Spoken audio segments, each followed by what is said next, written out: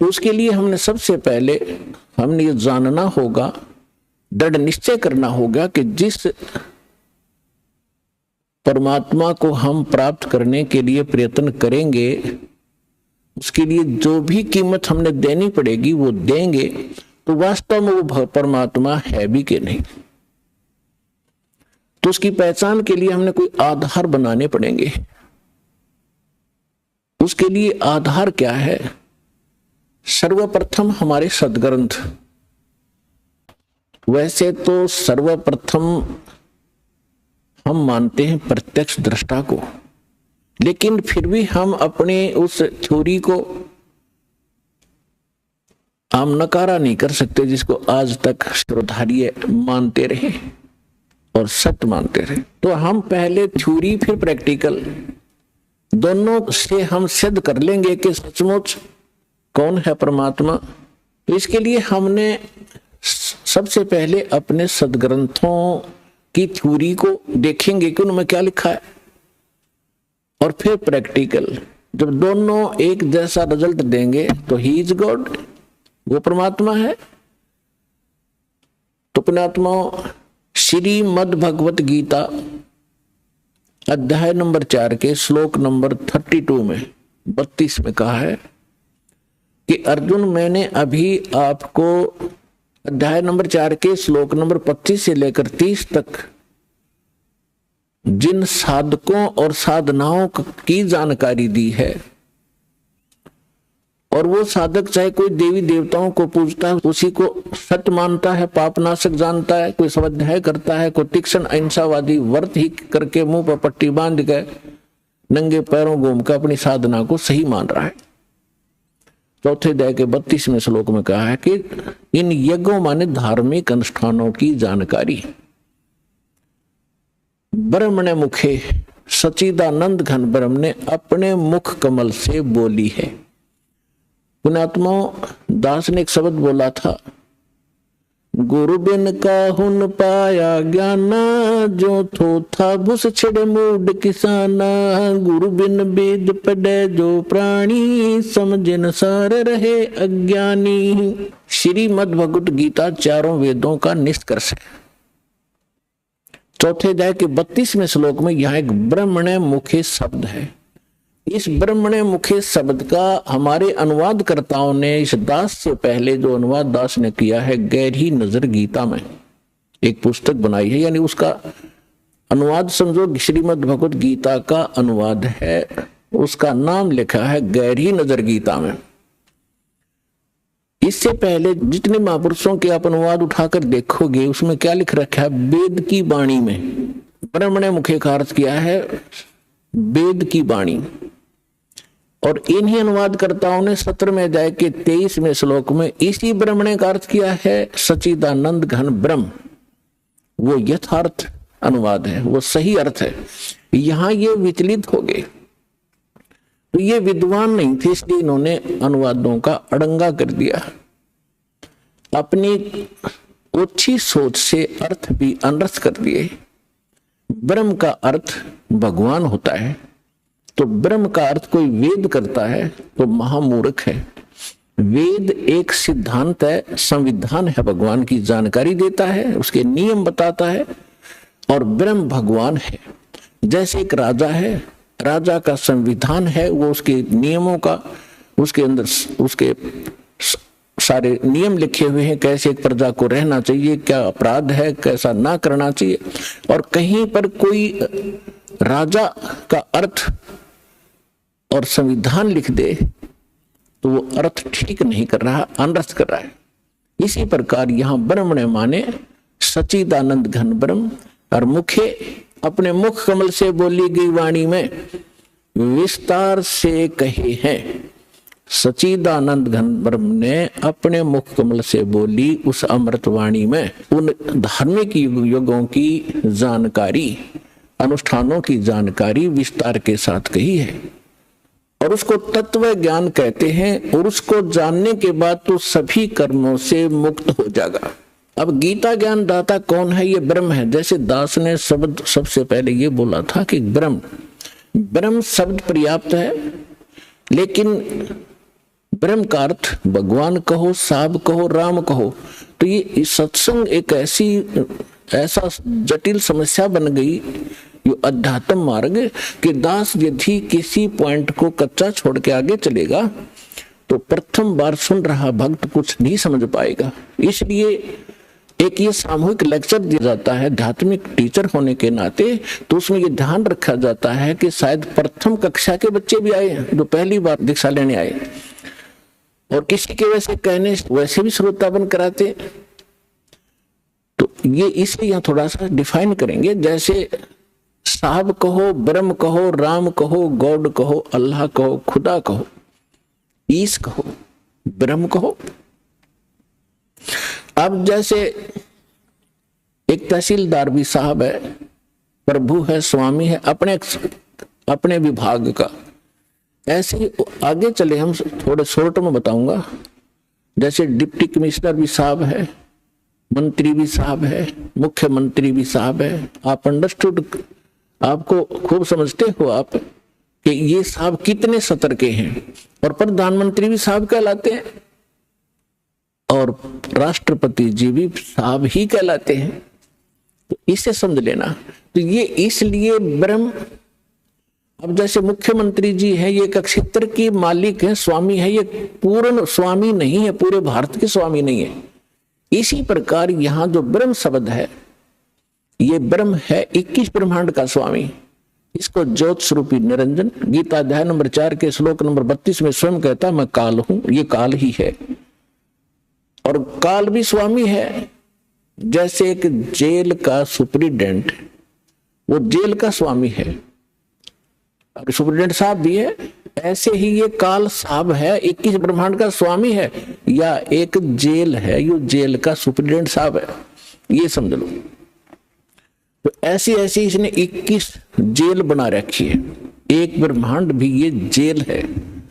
तो ऐसे ये 21 ब्रह्मांड का साहब है, ये ब्रह्म है, लेकिन ये कंप्लीट ब्रह्म नहीं है, ये पूर्ण ब्रह्म नहीं है, इसलिए ब्रह्म शब्द बोला गया।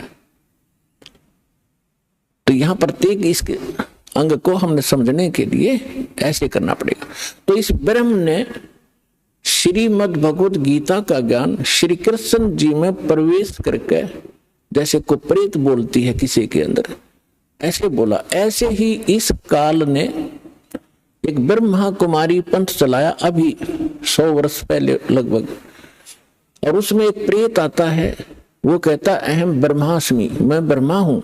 कभी कहता है अहम शिवोहम, मैं शिव हूं। ये एक प्रेत का चलाया हुआ है, और वो प्रेत कभी ब्रह्मा की पदवी पर था। जैसे कोई गांव का प्रधान सरपंच रिटायर हो जाता है, उसको अगली बार नियुक्त नहीं किया जाता, तो लोग फिर भी उसको सरपंच साहब कहते हैं, प्रधान साहब बोलते हैं, वो राज्य रह रहे। और वो भी कहीं मिलता है, कोई कहता भी कौन है, फलाना सरपंच हूं, और जब वो सरपंच नहीं होता। तो ऐसे ही दास ने कबीर परमात्मा से प्राप्त उस ज्ञान को आगे बढ़ाया है, as it is, as a tape recorder. Das का इसमें इतना ही योगदान है कि दास को परमात्मा का जो अंतःकरण टेप रिकॉर्डर ठीक कर दिया उस परमेश्वर कबीर जी ने, और उसमें अपना ज्ञान भर दिया। दास बोल कर सुना रहा है रिकॉर्ड करके, इतना सा योगदान है। तो ऐसे दास बहुत बार बताता है आपको कि ये ब्रह्मा विष्णु महेश जो वर्तमान में यहाँ 3 लोक के एक एक विभाग के मिनिस्टर हैं, साहब हैं, इतने राम हैं, इतने भगवान हैं, ये इनकी भी मृत्यु होगी। और ये मृत्यु को प्राप्त होकर आम जीव की तरह 84 लाख योनियों में, प्रेत योनियों में भटक रहे होंगे, और अन्य पुण्य आत्माओं को फिर से काल अपनी दुर्गा पत्नी से जन्म दे करके उस पदवी पर बैठा देता है। तो उनमें से ये पंथ चलाने वाला जो ब्रह्मास्मि में शिवोस्मि, तो ये वो भूत है जो कभी ब्रह्मा के पद पर रहा है, अब उसका अस्तित्व कुछ नहीं, वो रिटायर्ड सरपंच समझ लो, एक्स सरपंच, अब उसका कोई अस्तित्व नहीं। तो वो बोलकर उसने वो पंथ चला दिया। आज भी उसकी मुरली सुनकर, वो भूत की बात सुनकर एक बहुत बड़ा जनसमूह अपना जीवन नाश कर रहा है। दास का प्रयत्न किसी की निंदा करना नहीं, दास का प्रयत्न है कि सभी हम एक परमात्मा के बालक बच्चे हैं, बहन बेटी भाई। और उसको उस काल ने ये जाल फैला रखा है कि मैं इतने पंथ चला दूंगा नकली कि कोई समझ नहीं सकेगा ओरिजिनल पंथ कौन सा है। तो दास ऐसा प्रयत्न कर रहा है कि जैसे पहले के, अभी बहुत बार होती रहती है घटनाएं कि कोई 500,000 के नोट नकली छाप देता है और सरकार को जो पता चलता है तो दोनों ओरिजिनल और डुप्लीकेट दोनों के दोनों मीडिया के माध्यम से, समाचार पत्रों के माध्यम से उनकी पहचान कराई जाती है कि ये इस टाइप का डुप्लीकेट है, ये ओरिजिनल है। तो सरकार निंदा नहीं कर रही होती, एक महापरोपकार करती है। तो दास का यही प्रयत्न समझ लेना कि हमारे जो यथार्थ सदग्रंथ है वो तो हमारे ओरिजिनल नोट है, ओरिजिनल सदग्रंथ है, और उसके अतिरिक्त कोई अनुभव बता रहा है, कोई मार्ग चला रहा है, वो डुप्लीकेट है, वो हानि हो रही उनके जीवन की। तो दास ने कोई शौक नहीं है किसी की, इसको आप आलोचना का नाम देते हो तो आपकी बुद्धि अच्छी नहीं है, आपको अध्यात्म ज्ञान नहीं है। तो इसी प्रकार ये काल ने स्वयं, इसमें श्री कृष्ण जी के अंदर स्वयं काल प्रवेश कर गया। श्री कृष्ण भी ये 3 लोक के प्रभु हैं, एक विभाग के। इसके अंदर आम प्रेत नहीं प्रवेश कर सकता, इनके अंदर, इनमें इतनी पावर होती है। तो उनके अंदर काल स्वयं आया और उसने गीता का ज्ञान दिया। तो यहां ब्रह्म बोल रहा है इस गीता को। अब हम परम अक्षर ब्रह्म कहेंगे, उसको पूर्ण ब्रह्म कहेंगे, जो इससे अन्य परम शक्ति है और उसको हमने पाना है। अब क्या कहा है कि वो सच्चिदानंद घन ब्रह्म ने अपने मुख कमल से, गीता ज्ञानदाता स्वयं कह रहा है, उस धार्मिक अनुष्ठानों की जानकारी विस्तार के साथ कही है और उसको तत्व ज्ञान कहते हैं। और उस ज्ञान को प्राप्त करके प्राणी सभी कर्मों से मुक्त हो जाता है, उसका वो छुटकारा पा लेता है, उसका पुनर्जन्म नहीं होता। चौथे अध्याय के 34वें श्लोक में कहा कि अर्जुन, उस तत्व ज्ञान को जो परमात्मा स्वयं आकर अपने मुख कमल से वो वाणी बोलता है, वो तत्व ज्ञान है। उस तत्व ज्ञान को, उसको सूक्ष्म वेद भी कहा है। उस तत्व ज्ञान को तू तत्वदर्शी संतों के पास जाकर समझ, उनको दंडवत प्रणाम करने से, कपट छोड़कर सरलता पूर्वक प्रसन्न करने से वो तत्वदर्शी संत तुझे उस परमात्म तत्व का अर्थात तत्व ज्ञान का उपदेश करेंगे। अब 15वें अध्याय के प्रथम मंत्र में उस तत्वदर्शी संत की पहचान भी बता दी कि जो संत उल्टे लटके हुए संसार रूपी वृक्ष के, ये संसार रूपी वृक्ष है अर्जुन, ऊपर को जड़ हो तो पूर्ण परमात्मा है, पूर्ण ब्रह्म है, जिसको सबका धारण पोषण करता है।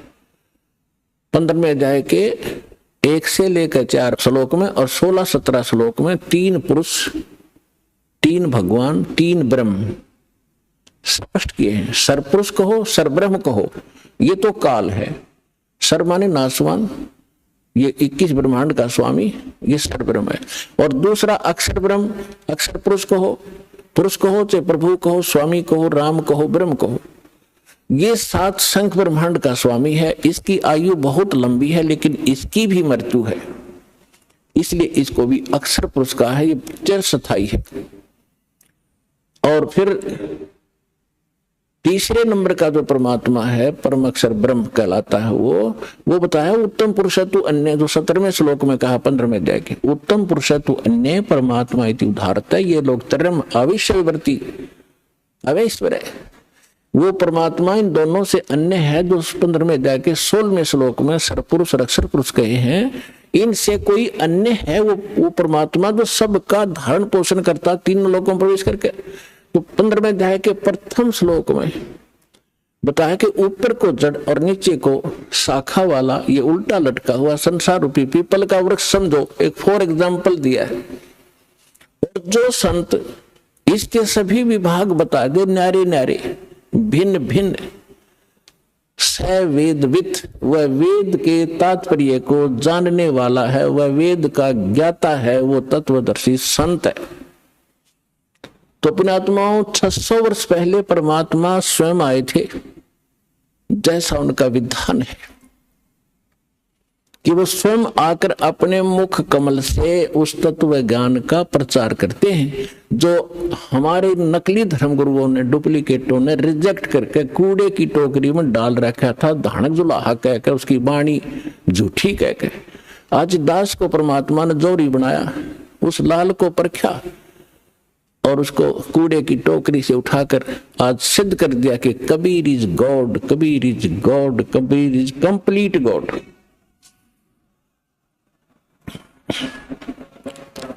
और जिसको पाकर उसके बच्चे आज धनी हो रहे हैं, अध्यात्म मार्ग से वो पूर्ण, अध्यात्म धन से वो परिपूर्ण होते जा रहे हैं, जो उनका सुख का मूल है।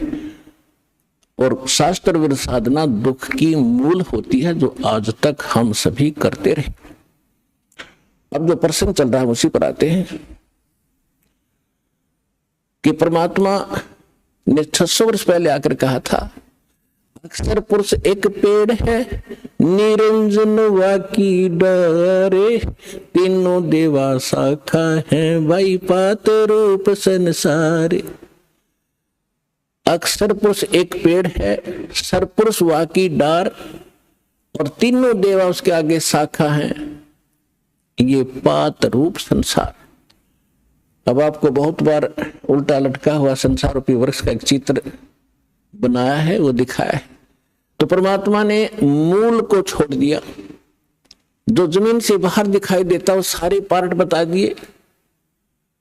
तना उसको अक्षर पुरुष समझो, उससे तने से मोटी डाहर निकले उसको सरपुरुष, और सरपुरुष के आगे फिर वो 3 शाखाएं हों, रजगुण ब्रह्मा सतगुण विष्णु तमगुण शिव जी, ये शाखा समझो, इतना बता दिया। और पात रूप संसार, फिर इस दास को भेजा ये बताने के लिए कि मूल कौन है। ये जड़ वही है जो सबका धारण पोषण करता है, सबका उत्पन्न करने वाला है, सबका संरक्षक है, जो सर्व सुखदायी है, जो परम अक्षर ब्रह्म, जो अविनाशी परमात्मा है, वो वही है। कौन? अब दास ने बताया कि इसमें परमात्मा को पहचानने में दोनों पहलू काम करेंगे। एक तो हमारी थ्योरी, हमारा जो सिलेबस पाठ्यक्रम, और साथ में प्रैक्टिकल। पाठ्यक्रम बता रहा है और फिर वो प्रैक्टिकल, जिन्होंने प्रैक्टिकल किया, उन महापुरुषों ने जिनको भगवान मिले, सचखंड लेकर गए, सतलोक ले गए, फिर वापस छोड़ा, उनमें से 6-7 शुभ नाम दास का याद है।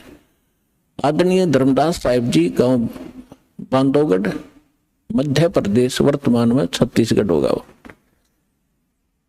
और आदरणीय मलुकदास साहिब जी, आदरणीय नानक साहिब जी, जो सिख धर्म के प्रवर्तक माने जाते हैं, आदरणीय दादू साहिब जी, आदरणीय गरीबदास साहिब जी, गांव छुड़ानी, जिला जज्जर, हरियाणा वाले, आदरणीय गीसा दास साहिब जी, गांव खेखड़ा, जिला बागपुर, उत्तर प्रदेश वाले, आदरणीय स्वामी रामानंद जी, काशी वाले। तो इन महापुरुषों में से आदरणीय गरीबदास साहिब जी के विषय में दास बताना चाहेगा। उन्होंने कहा कि हम सुल्तानी नानक तारे दादू को उपदेश दिया, जात जुलाहा भेद न पाया, वो काशी माहे कबीर हुआ। अनंत कोट ब्रह्मांड का एक रति नहीं भारे, सतगुरु पुरुष कबीर हैं ये कुल के सिरजनहारे। तो वो जड़ है उस संसार रूपी वृक्ष की, वो कबीर है। कबीर परमात्मा कौन? उसको परम अक्षर पर कहो, उसको सत्य पुरुष कहो, अमर पुरुष कहो, उसे परम पुरुष कहो, उसे परम अक्षर ब्रह्म कहो, उसे परम अक्षर पुरुष कहो। ये उनके उपमात्मक नाम है। वास्तविक नाम उस परमात्मा का कबीर देव है। उसको अल्लाहु अकबर कहो, कबीर देव, कबीर साहब, अल्लाहु अकबर, कबीर भगवान, अल्लाह माने भगवान, अकबर अकबरी, अकबीर कबीर, ये कबीर को ही अपभ्रंश करके अकबर बोलते हैं। जैसे हम कबीरू बोल देते हैं, कबीरा बोला करते थे। जैसे गरीबदास जी को गांव वाले गरीबू कहा करते थे। तो ऐसे हम अपभ्रंश करके अपने नाम रख लेते हैं। उनका वास्तविक नाम है कबीर देव, अल्लाहु अकबर, अल्लाह कबीर, गॉड कबीर। अब जो प्रसंग चल रहा था उसी पर आते हैं। कि वो परमात्मा स्वयं यहां आते हैं।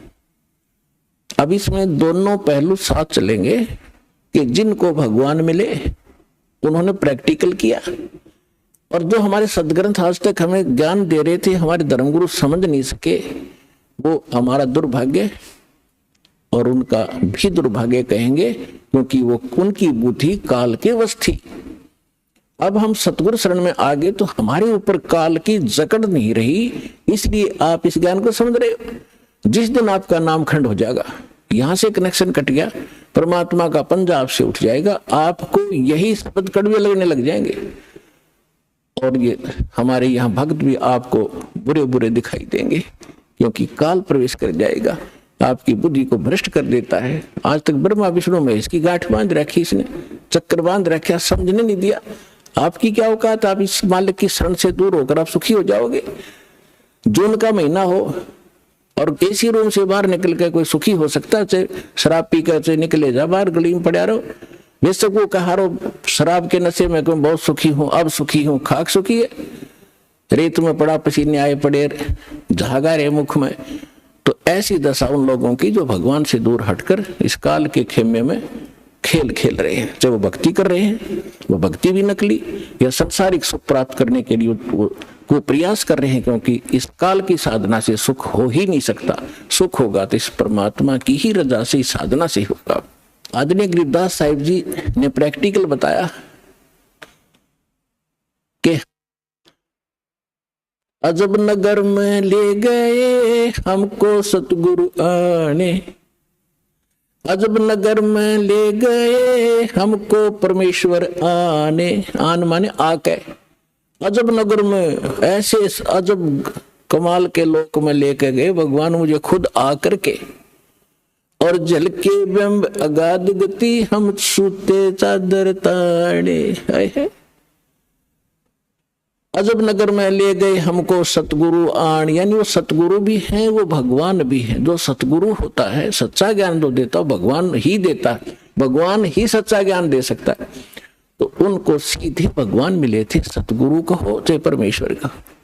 अजब नगर में ले गए हमको परमेश्वर आने, आन माने आके, ये हमारी देसी भाषा हरियाणा की लैंग्वेज में देखा ग्रंथ है।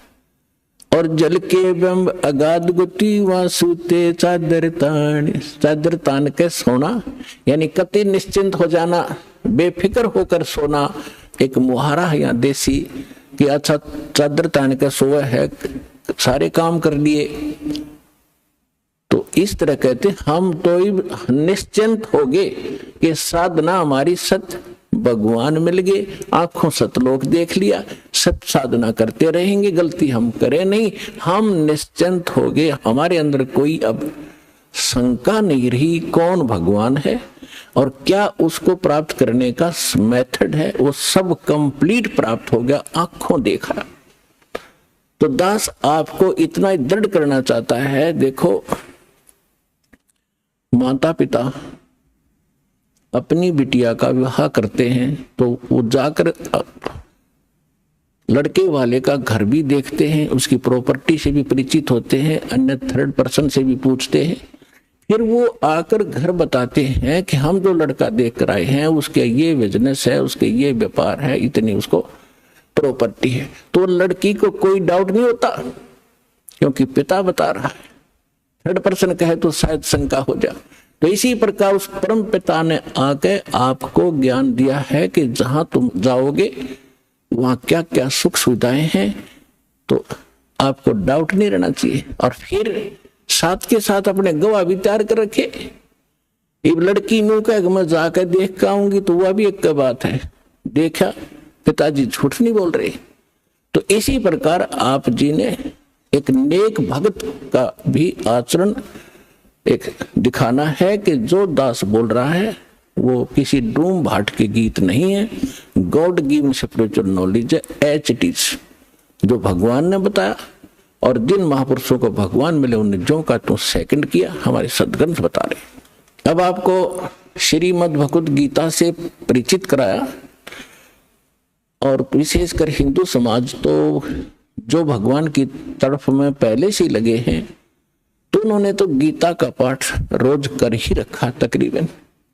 दास एक बार 2003 के अंदर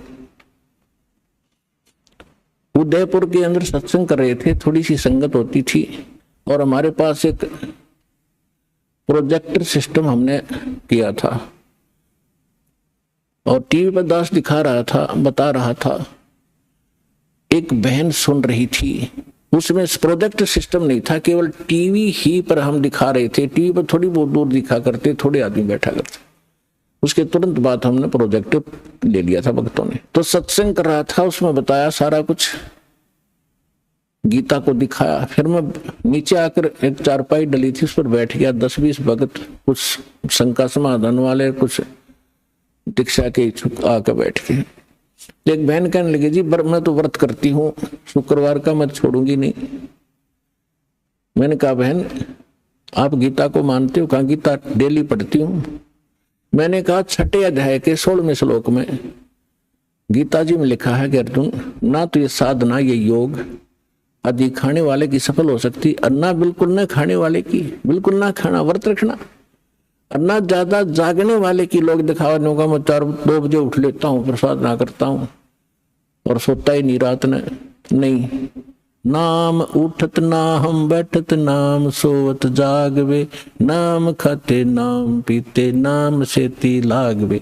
ठीक है, जो वृद्ध हैं, जिनको काम नहीं, किसी टाइम उठो और बैठो, करो सेवा साधना, लेकिन सारा दिन मेहनत करने वाला आदमी कैसे उठ लेगा? 2 बजे 10 बजे सोया हुआ, या 11 बजे सोने पाओ आजकल।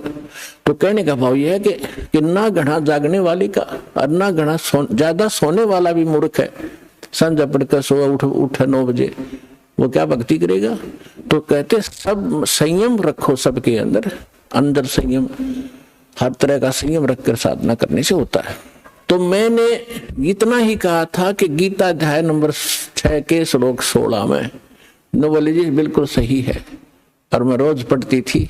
आज बुद्धि खुली है मेरी। माँ बेटी, आज तक तुम्हारी बुद्धि काल न जकड़ रखी थी, रोज पढ़ा करते। मोती मुक्ता दर्शत नाही, ये जग है सब अंदरे, दिखत के तो नैन चश्म, इनका फेरा मोतिया बिंदरे। ये बड़े विद्वान पंडित थे, बड़े लय ला कर गीता का पाठ करा करते थे, बड़ी मधुर वाणी से श्लोकों का उच्चारण किया करते थे कई घंटे तक।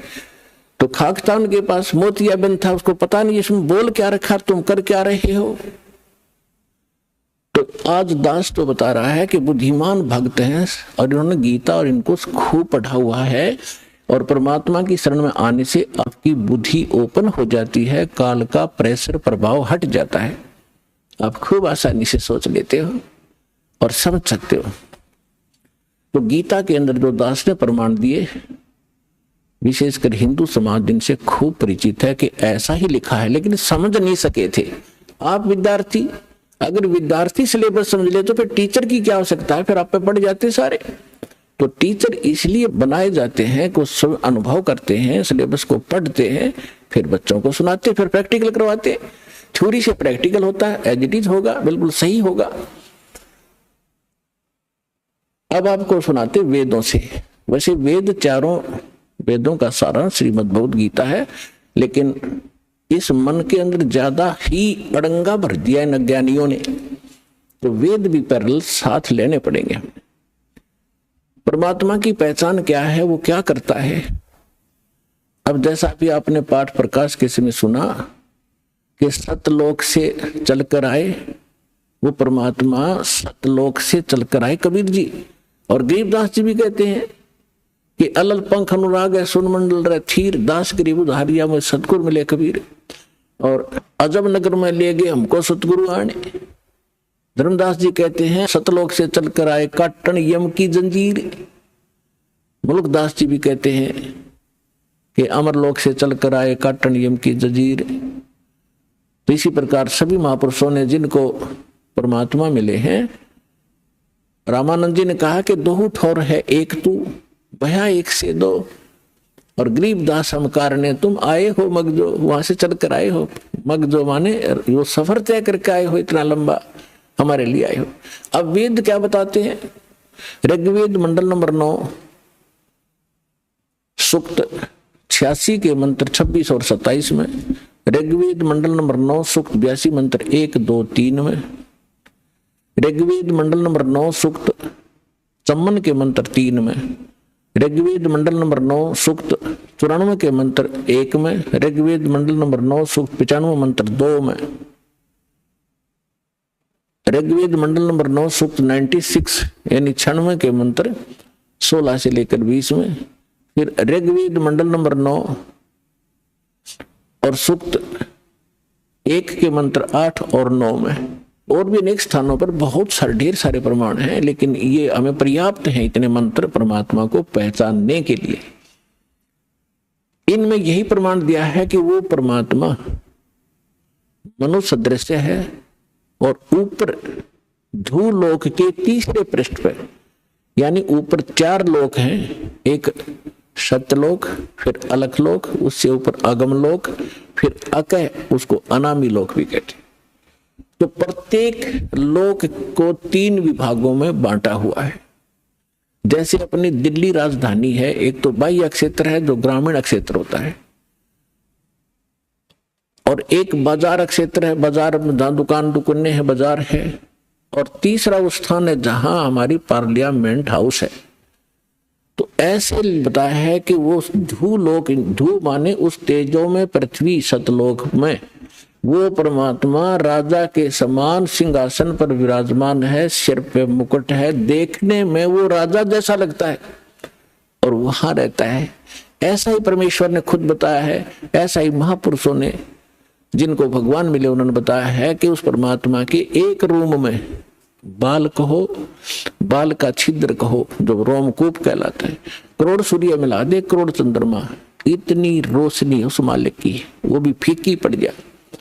और जब वो परमात्मा यहाँ आता है अपने रूप को सरल करके आता है। गरीबदास जी कहते हैं तेज पुंज अन्य दे धरके, हल्की तेज पुंज तन दे धरके, इस विध हमको भेंट ही, इसलिए इस तरह हमें आकर मिलते हो परमात्मा। ये वेद कह रहे कि वो परमात्मा अपने रूप को सरल करके अच्छी आत्माओं को मिलते हैं, नेक आत्माओं को, जो दृढ़ भक्त होते हैं, जो उसके वचन का पालन करते हैं, अटल खड़े हो जाते हैं उसके वचन पर, उनको मिलते हैं। उनको किस उद्देश्य से मिलते हैं? ज्ञान देने के लिए।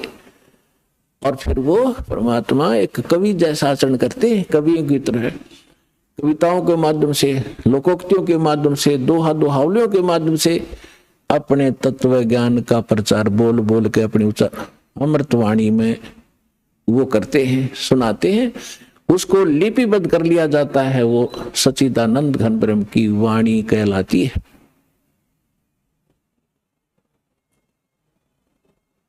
अब ये तो वेदों ने बताया, उसमें स्पष्ट बताया कि परमात्मा कबीर देव है, उसका नाम कबीर साहब है। कबीर देव माने परमेश्वर, भगवान, अल्लाह, खुदा, गॉड, साहब।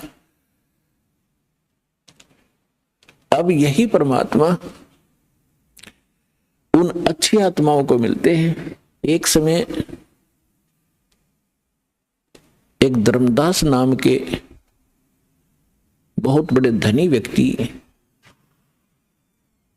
हिंदू धर्म में जन्मे थे और बहुत ही परमात्मा की तरफ थी उनके अंदर।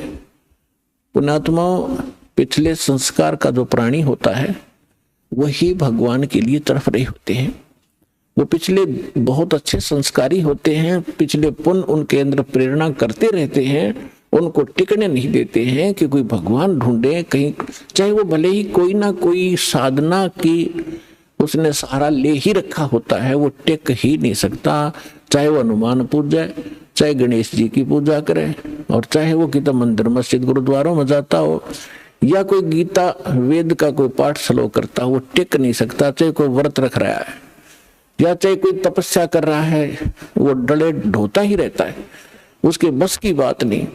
तो इसी प्रकार जिस वर्ण में जन्म हुआ, उन परंपरागत साधनाओं के करते करते भी उसके अतिरिक्त यदि कोई और मार्गदर्शन करने वाला मिल जाता है तो वो भी स्वीकार करता है और उसको प्रारंभ कर देता। धर्मदास जी गांव बांधवगढ़ मध्य प्रदेश के रहने वाले थे। और इतने इतने रिच मैन थे वो, इतने धनी व्यक्ति थे। कहते हैं जब कभी उस अक्षेत्र के राजा के ऊपर प्राकृतिक आपदाएं आ जाती थी, जैसे फ्लड आ जाना या सूखा गिर जाना, महामारी के कारण लोगों की अस्थि हो जाना, तो वो धर्मदास जी के पिता और दादा से वित्तीय सहायता प्राप्त किया करते थे राजा लोग। ये बताना दास का इसलिए अनिवार्य है कि इतना धनी होते हुए जो व्यक्ति भगवान की तरफ में है तो धन्य है उसके माता पिता दिल से जन्म हुआ। अब वर्तमान में हम क्या देख रहे हैं, छोटी सी कोई पोस्ट मिल गई और कहीं कोई सरकारी उपाधि उसको प्राप्त पद मिल गया, खुद साहब बन बैठा। अकल मारी गई इस जीव की, काल ने इसकी रोल मार रखी है। कल को मृत्यु होकर परसों गधा बन जाएगा। वो साहब के ऊपर फिर कौवे खा रहे होंगे, इसकी चोंच कमर को खोद रहे होंगे। तो हमने अपनी औकात को, अपने अस्तित्व को पहचानना पड़ेगा, या काल हमारा एक हवा भर देता है, गुब्बारे में हवा भर दी, छोड़ दिया, घूमे जा धक्के खाता, जब वो फटेगा उसका अस्तित्व पता नहीं कहाँ गिरेगा, जा कितने गंदे नाले में पड़ेगा या कितने समुद्र में पड़ेगा। तो इसलिए हमने इस हवा को नहीं भरना है, अपना ठीक ठिकाना, जो मालिक का आदेश उसके अनुसार हमने चलना होगा, तभी हम सफल होंगे। तो धर्मदास जी को इतनी तरफ थी, उन्होंने ये भी सुना हुआ होता है कि गुरु बिन मोक्ष नहीं होता, इसलिए उन्होंने एक रूपदास नाम के वैष्णव परंपरा के संत को गुरु धारण भी कर रखा था। अब गुरु जी की फिर गुरु बना है तो आज्ञा का पालन भी शिरोधार्य होता है, वो संत भक्त किया ही करते हैं। अब उसी गुरुदेव जी के द्वारा बताए गए निर्देशानुसार वो प्रतिदिन श्रीमद् भगवद गीता का पाठ भी किया करते थे, एकादशी का व्रत भी किया करते थे, जन्माष्टमी का व्रत भी करते थे, और श्री कृष्ण हरे राम राम राम हरे हरे राधे राधे कृष्ण कृष्ण, ओम नमः भगवते वासुदेवाय, ओम नमः शिवाय, इस तरह के जो भी मंत्र वो जानते हैं हमारे जो हिंदू धर्म के ये डुप्लीकेट गुरु, तो वो सारी बता रखी थी साधना, वो कर रहा था। और उसके साथ साथ भगवान श्री कृष्ण यानी विष्णु जी की मूर्ति, जिसको शालग्राम कहते हैं, उसकी भी पूजा अर्चना प्रतिदिन करना, जिसको कर्मकांड कहा जाता, कर्मकांड का एक हिस्सा है, वो भी किया करते थे। और गीता जी का नित्य पाठ भी करते थे। सभी तीर्थों का भ्रमण करने से भी मोक्ष उसको बता रखा था। अब बच्चा क्या होता है, अध्यापक ने जो सिलेबस बता दिया वो तो फाइनल समझता है, जो कहा ठीक है जी। इतना बड़ा सेठ मन में आई कि तीर्थों का भ्रमण किया जाए। उस समय परमात्मा जिस समय मिले उनकी एज भी 60-62 के आसपास हो चुकी थी। साधना उद्देश्य से तीर्थ भ्रमण करने के लिए अपनी धर्मपत्नी की राय ली। उनकी धर्मपत्नी का नाम आमिना था। उससे आज्ञा लेकर के वो चल पड़ा कि मैं तीर्थ भ्रमण करना चाहता हूँ, तीसरा आश्रम आ गया है। तो जैसे भी आज्ञा लेकर चल पड़े। भ्रमण करते करते वो मथुरा के अंदर उस स्थान पर पहुंच के जहां पर ये माना जाता था कि यहाँ पर हमारे बाल गोपाल श्री कृष्ण भगवान जब यहाँ रहा करते मथुरा में, इस सरोवर में स्नान किया करते थे। और फिर वहां जाकर के एक गिरिराज बोलते हैं उसको, जिसको भगवान श्री कृष्ण ने उठाया था जब इंद्र देवता स्वर्ग का राजा अपनी पूजा न करने से अक्षुब्ध होकर के व्रज को डुबोना चाहता था अधिक वर्षा करके। तो श्री कृष्ण जी ने उस पहाड़ को उठा के और पूरे ब्रज पर फैला दिया था। वर्षा खूब हुई थी और इंद्र थक गया था वर्षा कर करके, और वो कुछ बिगाड़ नहीं सका ब्रज का, तब उसने अक्षमा याचना की थी। तो उस स्थान पर भ्रमण करके, उस गिरिराज की परिक्रमा करके हम अपना मोक्ष मानते थे। उस सरोवर में स्नान करके हम मोक्ष मानते रहे। इसी उद्देश्य से धर्मदास साहिब जी भटक रहे थे, वहां पहुंच गए।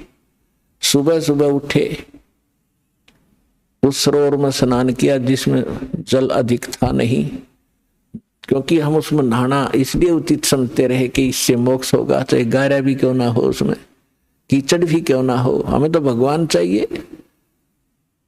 लेकिन परमात्मा कहते हैं, कबीर इस संसार ने समझाऊं कै बार, और ये पूछ पकड़ के भेड़ की और उतरा चाहे पार। गरीबदास जी कहते हैं कि भेड़ पूछ को पंडित पकड़े, ये भादो नदी विहंगा, गरीबदास व भवजल डूबे, जिन नहीं साध सत्संगा। जिनको संत नहीं मिलते, सत्संग नहीं मिलता, तो वो भवजल के अंदर ऐसे डूब जाते हैं जैसे भादो के अंदर नदियां। भादो महीने में बहुत जबरदस्त वर्षा होती थी और सभी दरिया बहकर चल पड़ती थी, फुल स्विम पर ओवरफ्लो हो करने को हो जाती थी। और उस समय कोई ये कहे दरिया पार करने के लिए भेड़ की पूंछ पकड़ तुझे पार कर देगी, नहीं, उसका ये साधन नहीं है पार होने का। पार होने के लिए नौका, लीक प्रूफ नौका हो और उसका चालक ट्रेंड हो, तब वो पार होंगे। ये साधन है प्रॉपर। और जो साधनाएं आप कर रहे हो, परमात्मा बताया करते थे कि ये तो भेड़ की पूंछ पकड़ा रखी तुम्हारे कोई नकली गुरुओं ने, तुम्हें डबोएंगी, तुम भौजल में डूब जाओगे, ऐसे चक्रव्यूह में फंस जाओगे, 84 लाख योनियां भोगोगे, तुम्हें समझ में नहीं आएगा। उस तालाब में स्नान करके उसी से जल का लोटा भर के और भगवान की मूर्ति को स्नान कराया। स्नान करा करके नए वस्त्र पहना करके पुराने वस्त्र थैले में डाल दिए, बाद में धोऊंगा, और एक स्थान लीप के वहां भगवान की मूर्ति रखी। गाय के गोबर से और मिट्टी मिलाकर लीपते थे, उसे स्वच्छ बनाते थे, और उस पर सुंदर स्वच्छ कपड़ा बिछाकर उस पर बैठ के पहले भगवान की वो कर्मकांड किया, उनके कपड़े बदलवाए, स्नान कराया, मुकुट माला रख के कंठी माला पर आकर बैठ गए। फिर लगे गीता का पाठ करने। और उसी समय परमात्मा बनारस में आए हुए थे। वैसे तो वो एक सेकंड के अंदर, सेकंड के भी कुछ फ्रिक्शन में जहां चाहे पहुंच जाए अपने पूरे ब्रह्मांडों में, एक सेकंड फ्रिक्शन ऑफ सेकंड में, और असंख्य रूप बना ले, वो समर्थ है। तो परमात्मा वहां एक जिंदा महात्मा के रूप बनाकर वहां पहुंच गए। अब जिंदा महात्मा मुसलमानों में अधिकतर होते हैं जो काला और कोट पहनते हैं और सिर पर काला ही एक टोप होता है, जैसे गोल गोल से चोटे वाला। ओवरकोट घुटनों से नीचे तक होता है और एक अंडरवियर पहनते हैं, लंगोट, और दाढ़ी और मूछ रखना, सिर पे बाल रखना, ये उनकी पहचान। उनको जिंदा महात्मा कहा करते थे।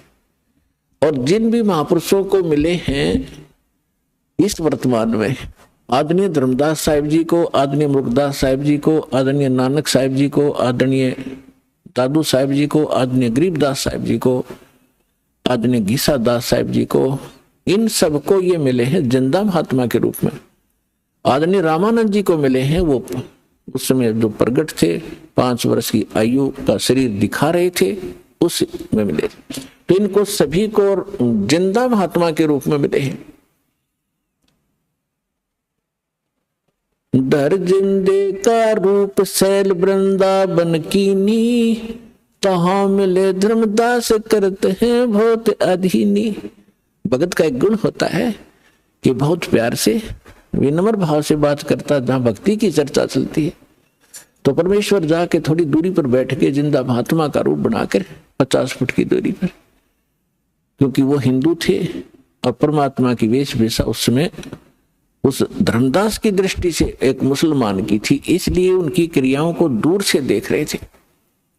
जब धर्मदास जी ने सब क्रियाएं की और फिर लगा गीता का पाठ करने, जब परमात्मा 10 फुट की दूरी पर बैठ के रेत में अलग से वो अपना आसन उसन लगा कर बैठा है, तिलक लगा रखा। वैष्णो साधु की जो पहचान होती है, गले में एक तुलसी की एक मणिये की माला, कंठी बोलते हैं, वो पहन रखी और वैष्णो संत जैसी वेशभूषा बनाकर वो बैठा।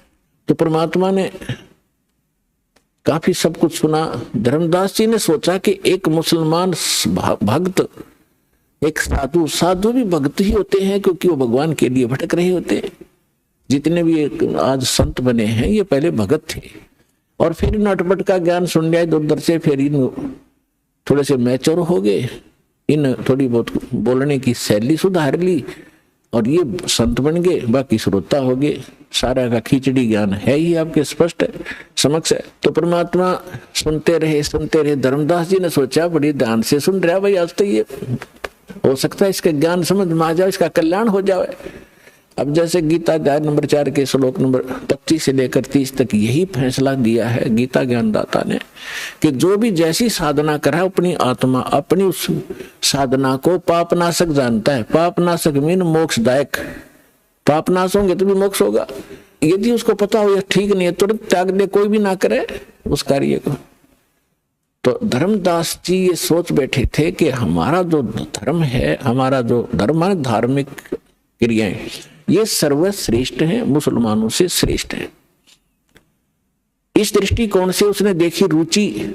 तो उस दिन डेली जो गीता का पाठ करता था, उस दिन 7वें अध्याय का उसका नंबर था, उसमें से पढ़े, उसका हिंदी अनुवाद भी पढ़ा, फिर 8वां अध्याय भी पढ़ा, फिर 15वां भी पढ़ा और भी कई चुने से श्लोक सुनाए और उसका व्याख्यान करके सुना। प्रतिदिन 1 घंटा साधना करता था, उस दिन 3 घंटे लगा दिए। और परमात्मा ऐसे करे जैसे बड़ा रुचि ले रही। जब उन्होंने सब क्रिया कर ली तो परमेश्वर ने कहा कि हे महात्मा जी, देखो पुण्यात्मा, इस काल जालिम ने हमारे साथ कैसे जुल्म कर दिया। हमारे पिता ने हमारे निकटाने के लिए अब कैसे छल छिद्र करने पड़ते हैं, कैसे बहुरूपीय का काम करना पड़ता है। उस 2 कौड़ी के जीव धर्मदास को तो कहते हैं हे महाराज जी, और स्वयं कहते अपने आप को कबीर दास, मैं दास हूं, मैं भटका हुआ हूं और मैं सब महापुरुषों के पास जा चुका हूं, परमात्मा के लिए घर से निकला हूं और मुझे कोई सही मार्ग मिल नहीं रहा। आज मैंने आपका ज्ञान सुना, कुछ मेरा खिंचाव हुआ, मैं आपसे परमात्मा की जानकारी चाहता हूं। अपने आत्माओं जब ऐसे अधीन होकर कोई पूछता है तो हमारी इच्छा बनती है कि बताएं इसको, ये तो भ्रमित है, दूसरे मार्ग मुसलमान है। हिंदू मुसलमानों को इसलिए बुरा मानते थे कि ये मांस खाते हैं, अहिंसा करते हैं, पापी बने हुए। तो इस दृष्टिकोण से उन्होंने समझाया कि इसके पाप बच जाएंगे यदि हमारे धर्म को स्वीकार कर लेगा। तो कहने लगा, धर्मदास जी ने कहा कि कैसा लगा ज्ञान, कि बस पूछो मत, गदगद हो गया हूं। कबीर परमात्मा बोले, मैं दीक्षा लेना चाहता हूं आपसे। मालिक को पता था कि इतना बुद्धिमान है ये, ऐसी गलती करेगा नहीं। तो धर्मदास जी ने कहा, देखो जी, मैं तो भक्त हूं और मेरे गुरु जी हैं रूपदास जी, वैष्णव परंपरा से मेरा संबंध है, हम राम कृष्ण की पूजा किया करते हैं और मैं उनसे दीक्षा दिला सकता हूं आपको। मैं दीक्षा का अधिकारी नहीं हूं। यदि कोई अनधिकारी दीक्षा देता है वो यूजलेस होती है और वो स्वयं भी दोषी होता है और सामने वाले को भी, शिष्य को भी कोई लाभ नहीं हो सकता। इसलिए मैं आपको दीक्षा नहीं दे सकता, आप मेरे गुरु जी के पास चलिए। अब परमात्मा ने कहा, ठीक है, मैं आपके गुरु जी के पास चलूंगा, मुझे तो दीक्षा चाहिए, मोक्ष चाहिए, लेकिन उससे पहले मेरी कुछ शंकाएं हैं, उनका समाधान चाहूंगा। हाँ बोलो बोलो। धर्मदास जी बोले, बोलो बोलो, क्या शंका है? एक तो मुझे बताओ कि मैंने क्या क्या क्रिया करनी पड़ेंगी और क्या नहीं करनी पड़ेंगी। धर्मदास जी ने बताया कि देखो, जीव हिंसा नहीं करनी, महापाप होता जीव हिंसा करने का, और जो जीव हिंसा करते हैं वो कभी मोक्ष प्राप्त नहीं कर सकते, वो आजीवन भटकते रहते, चाहे बेशक भक्ति करो। परमात्मा बोले, ठीक है, मैं त्याग दूंगा, कुछ नहीं करूंगा। फिर कहा कि हमारे गुरुजी नाम देते हैं रामकृष्ण का, वो नारे दशमा भी बोल रहा था, हरे राम हरे कृष्ण कृष्ण कृष्ण हरे हरे। तो ये लाभ जब देंगे जब आप उनसे ले लोगे, अपनी मर्जी से करने से कोई लाभ नहीं होगा। बोला ठीक है जी। परमात्मा बोले बहुत अच्छा। और 68 तीर्थ करने होते हैं, मैं 68 तीर्थ कर करके आया हूं, और ये मैं आज मथुरा में और आगे जाऊंगा, अभी कर रहा हूं, उसी भ्रमण पर निकला हूं। एकादशी का व्रत करता हूं मैं, गुरुजी ने बता रखी है, और रामकृष्ण का जाप जपा करते हैं। तो परमात्मा ने बोला, पूछा कि ये श्रीमद् भगवत गीता जो आप पढ़ रहे थे कौन सा ग्रंथ है? कि ये श्रीमद् भगवत गीता है। ये किसने ये ज्ञान किसने लिखा है? कि भगवान ने खुद बोला है। श्री कृष्ण को भगवान मान रहे थे। बहुत अच्छा, ठीक है। तो भगवान ने, अभी आप पढ़ रहे थे कौन से अध्याय तो मैं बता नहीं पाऊंगा आपको, लेकिन अभी आप कह रहे थे कि उसमें लिखा, अब दास आपको बताएगा जब आप समझोगे। भगवान की उनकी वार्ता एक गोलमोल थी, लेकिन अब प्रमाणित करना पड़ेगा उन्होंने कौन से शब्द बोले थे। गीता अध्याय नंबर 8 के श्लोक नंबर 13 में श्रीमद् भगवत गीता जो आप पढ़ रहे थे उसमें लिखा है, वो आप पढ़ रहे थे कि ओम इति एकाक्षरम ब्रह्म विवहारण माम समरण ये परियाति तदन्देहम सयाति परमाम गतिम। मुझ ब्रह्म का, गीता बोलने वाला कह रहा है, मुझ ब्रह्म का केवल एक ओम मंत्र है, यही बस, ये एक अक्षर है, और इसका अंतिम सांस तक स्मरण करता हुआ जो शरीर त्याग कर जाता है वो परम गति को प्राप्त होता है। अच्छा, एक बात और पूछूंगा मैं आपसे कि मैं साधना करूंगा, राम और कृष्ण की जो जाप बताएंगे गुरुजी वही करनी पड़ेगी, लेकिन क्या ये इस गीता में लिखे हैं? कि नहीं, ये गीता में नहीं लिखे हैं। तो परमात्मा ने कहा कि एक किसान का विवाह हुआ और काफी एज्ड हो गया, उसके कोई संतान नहीं हुई। जब वो लगभग 60-70 वर्ष का हो गया तब उसको पुत्र प्राप्त हुआ, 60 वर्ष की आयु में। अब उसने सोचा, किसान ने, कि मैं कभी भी मृत्यु को प्राप्त हो सकता हूं और मेरे पुत्र को अनुभव है नहीं, कृषि का अभी ये बालक है, इसलिए मैं अपना अनुभव लिख देता हूं।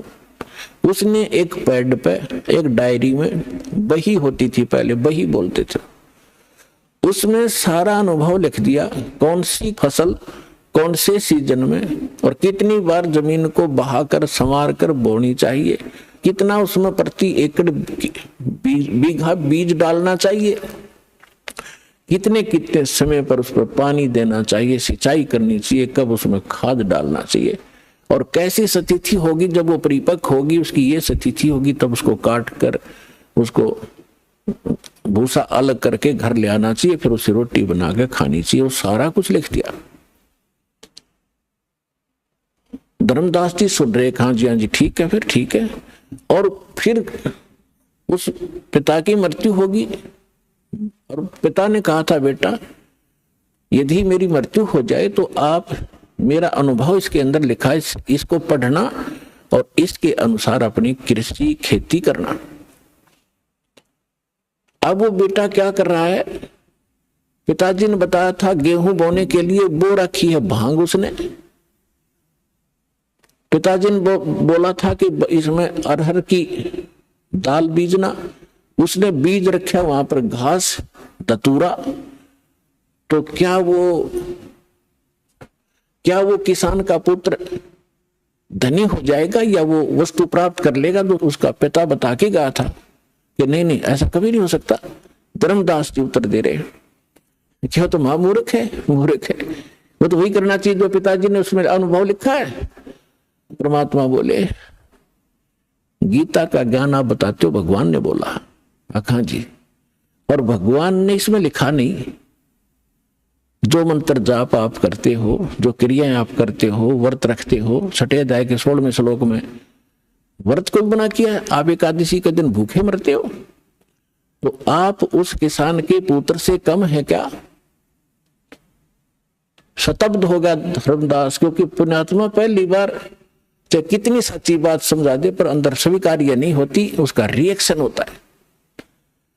लेकिन वो जख्म बना देती है अंदर, ऊपर से चाहे वो कितना बड़बड़ कर ले, लेकिन अंदर जगह बन गई। तो धर्मदास जी थोड़े से नाराज हुए। परमात्मा बोले देखो जी नाराज ना हो, मैं तो एक शंका का समाधान चाह रहा हूं, आप मेरी शंका का समाधान नहीं करोगे तो कैसी बात बनेगी। धर्मदास चुप हो गया और मन में ये सोच रहा कि तो मुसलमान है, ऐसी बात करेगा ही करेगा। चुप हो गया, मुंह फेर लिया। थोड़ी देर फिर परमात्मा ने कहा कि देखो मेरी बात का प्रश्न का उत्तर तो दो, तभी तो मैं मानूंगा, मेरी गलती हो तो क्षमा करो। परमात्मा ने कहा कि जिस सरोवर में आपने स्नान किया है और इसको मोक्ष मांगते हो, ये आपका तीर्थ स्थल है, इसके अंदर कितने जीव जंतु हैं। आपने स्नान किया, रगड़ रगड़ कर मार डाले। और देखिए लोटा भर के लाया था पानी का, जिससे आपने ये स्थान लीपा है, इसमें कितने जीव जंतु देखो, तेरे इस लोटे में देख ले। और तूने जो भगवान की मूर्ति के स्नान कराने के लिए छान कर लाया था, तू जब छाना था उसमें कितने जीव थे तेरे छालने में, वो सारे मर गए। और आप कहते हो जीव हिंसा नहीं करते। तो इतना कहकर परमात्मा अंतर ध्यान हो गए, उसकी अरुचि देखकर। अब धर्मदास जी को परमात्मा की जो ज्ञान था हृदय में छेद कर गया और पकड़ लिया दिल उसने। हाँ भाई गीता में है नहीं राम डरे ढोरे, हरे कृष्ण राधे श्याम सीताराम राम साधु राधे श्याम मिला दे। तो खा खाइयो साधना 16वें अध्याय के 23वें श्लोक में 24वें श्लोक में गीता में परमात्मा ने बताया उसी दौरान। अभी आप पढ़ रहे थे, आप कह रहे थे कि जो शास्त्र विधि को त्याग कर मनमाना आचरण करते हैं उनको ना सुख होता है, ना कोई सिद्धि प्राप्त होती है, ना उनकी गति होती है। उसके लिए शास्त्र ही प्रमाण है, उसके कर्तव्य और अकर्तव्य की व्यवस्था में उसके अतिरिक्त किसी की मत मानो। तो है तुम्हारे शास्त्र में कहीं पर ये नाम।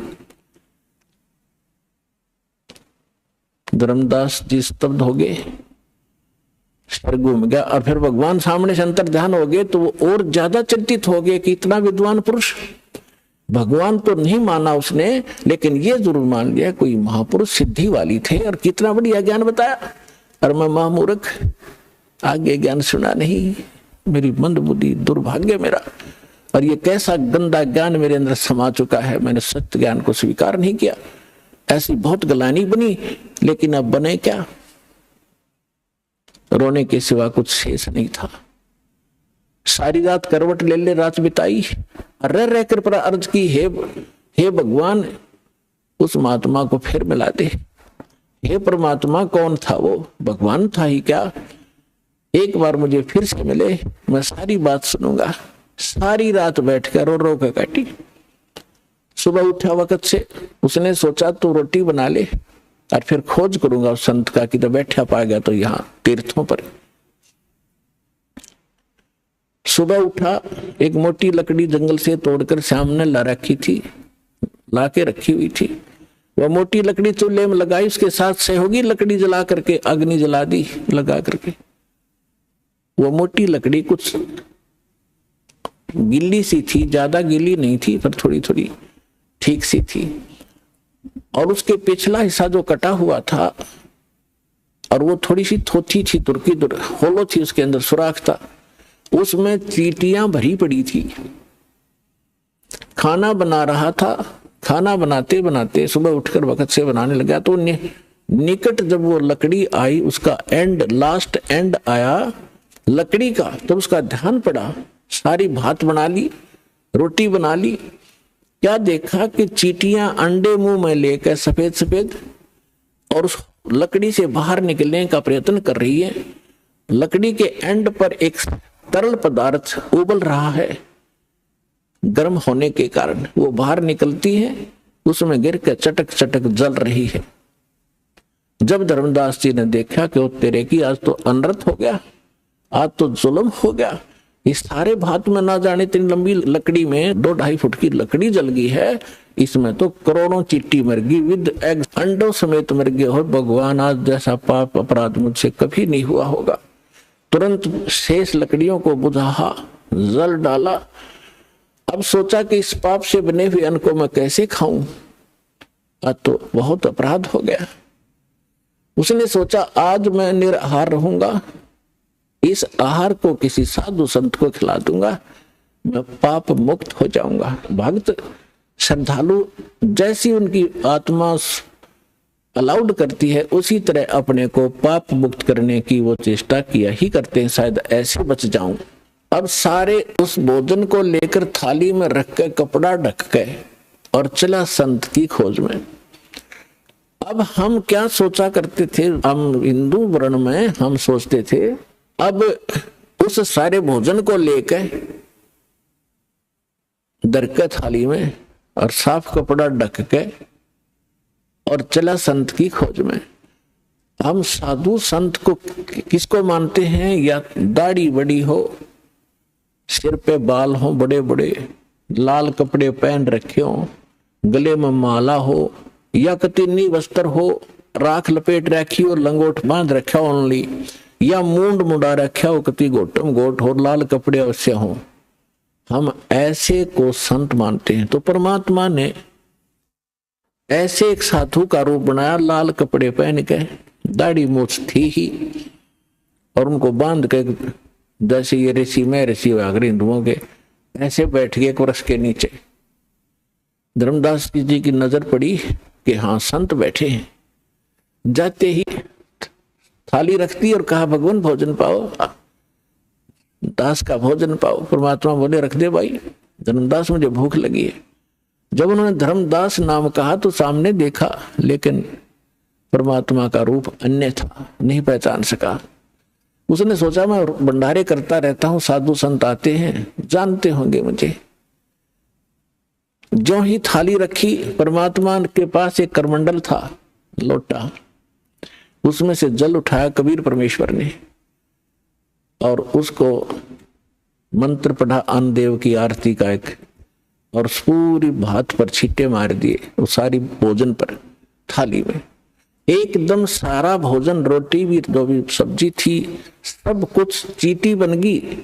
वह थाली काली होगी और अंडे मुंह में लेकर वो बाहर निकलने का प्रयत्न कर रही है। तो परमात्मा उसी रूप में हो गए जो पहले दिन वार्ता हुई थी, जिंदा वाले भेष में। तब धर्मदास जी ने देखा कि सचमुच ये तो वही महापुरुष है। तब परमात्मा ने कहा रे अत्यारे, कल क्या कह रहा था तू कि जो जीव हिंसा करते हैं वह कभी मोक्ष प्राप्ति नहीं कर सकते, तेरे से तो कसाई भी अच्छा, तो कसाई से भी बुरा तने कितने जीव मार दिए। चरणों में गिर गया, पैर पकड़ दिए, कहा भगवान ज्ञान बता दो, हम तो अंधे हैं, हमारी बुद्धि तो कति झेरे कुएं जैसी है। जो ज्ञान हमने आज तक सुना और उसी को हम सत्य मान रहे थे, आपका ज्ञान पहली बार सुनने से मन को स्वीकार्य नहीं हुआ। हे भगवान, अब मैं आपका सारा ज्ञान सुनूंगा। तो परमात्मा उनको लगे बताने अपने आत्माओं, जैसे तुलसीदास जी ने लाखों वर्ष पहले घटी घटना रामायण वाली अपनी दिव्य दृष्टि से देखकर अपनी भाषा में उसको पुनः एज इट इज चित्रार्थ कर दिया, जो आज पूरे हिंदू समाज को मान्य है। घटना वही है, सिर्फ भाषा में अंतर कर दिया, कोई अंतर नहीं। इसी प्रकार परमेश्वर कबीर जी को प्राप्त होने के उपरांत परमेश्वर ने गरीबदास जी का ज्ञान योग खोल दिया। अब ये जो हमारी जो दिव्य दृष्टि है, ये समझो एक दूरबीन है जो दूरदर्शी होती है, सूक्ष्मदर्शी होती है। ऐसी दूरबीन समझो, और इसकी अक्षमता होती है। एक तो ऐसी दूरबीन होती है आधा किलोमीटर तक ही कुछ देख सकती है, एक ऐसी होती है नक्षत्रों तक देख लेती है यहां बैठे।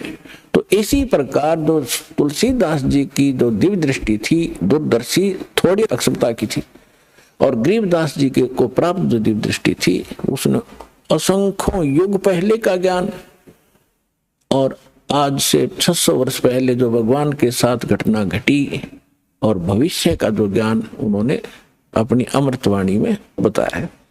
तो उसके आधार से आपको थोड़ा सा वर्णन करते हैं, क्योंकि महापुरुषों के मुख से उच्चरित वाणी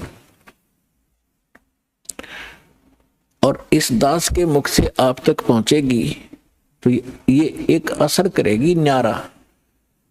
जैसे एक तो वचन कहे एक सिंपल मैन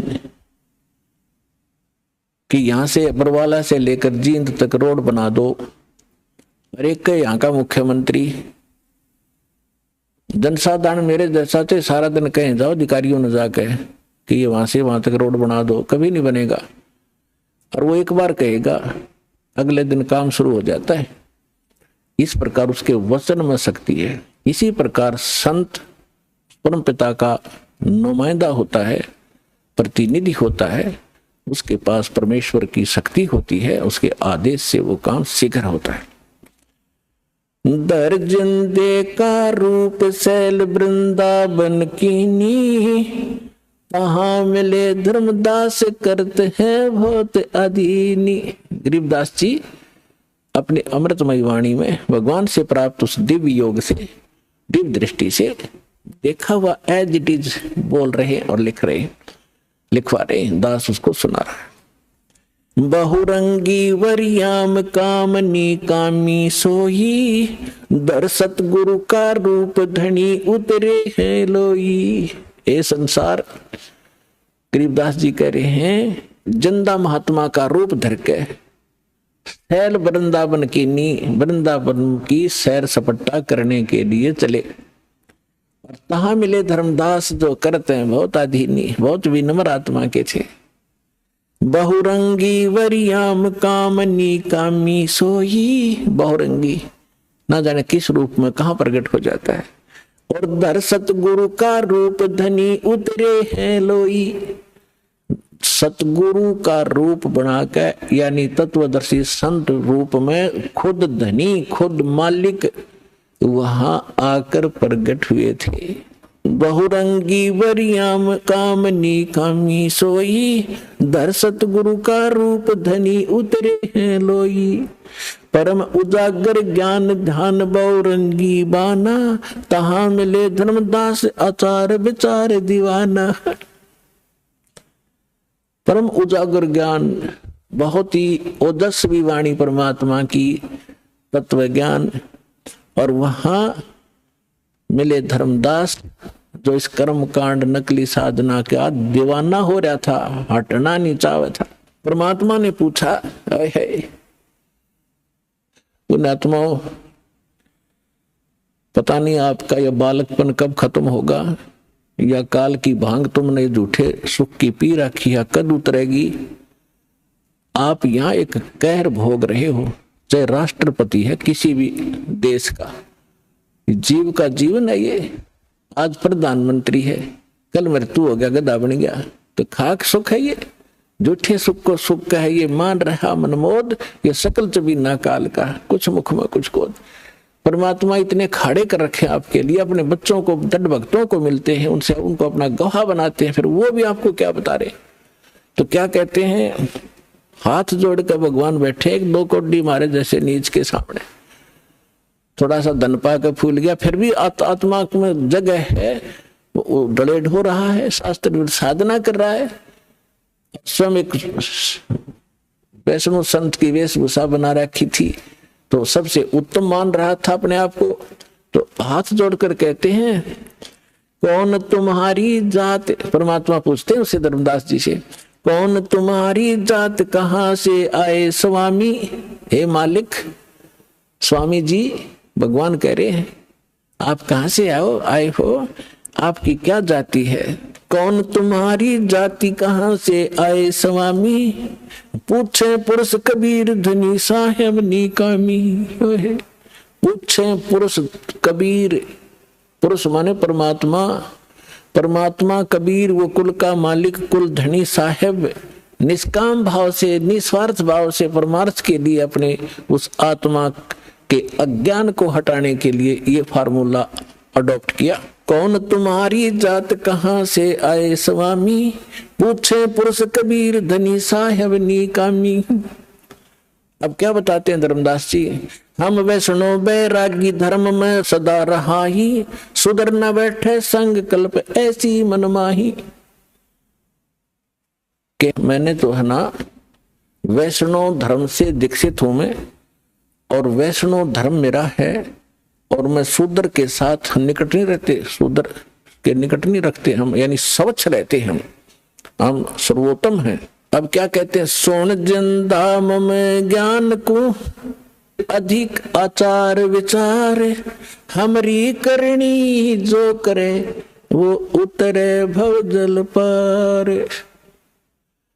धर्मदास जी कहते हैं हम जो साधना कर रहे हैं ना, इसको जो कर लेगा उसका बेड़ा पार हो जाएगा, भवसागर से पार हो जाएगा। तो परमात्मा ने फिर प्रश्न किया, बोले धनी कबीर सुनो वैष्णो बैरागी, कौन तुम्हारा नाम गाम कहिए बड़बागी। कौन कौम कुल जात कहाँ को गौन किया है, कौन तुम्हारी रेस किन्हें तुम नाम दिया है। आपका गुरु कौन है, कौन तुम्हारा ज्ञान ध्यान सुमरण है भाई, कौन पुरुष की सेव कहाँ समाधि लगाई। तुम किस भगवान की सेव माने पूजा करते हो, किस पुरुष की, और कहाँ समाधि लगाते हो। को आसन को गुफा के भ्रमत रहो सदाई, सालिग सेवन कीन बहुत अति भार उठाई। आपका कोई स्थान ठिकाना है, आश्रम है, कोई गुफा है, या कहीं, या ऐसे रमते राम घूमते फिरते ही रहते हो, और आपने ये सालिग्राम वगैरह ले रखे हैं, बड़ा भार उठा रखा है। झोली झंडा दीप धूप तुम अधिक आचारी, बोले धनी कबीर भेद कईयो ब्रह्मचारी। हमको पार लंघाइयो परम उजागर रूप, जिंद कहे धर्मदास से तुम हो मुक्ति स्वरूप।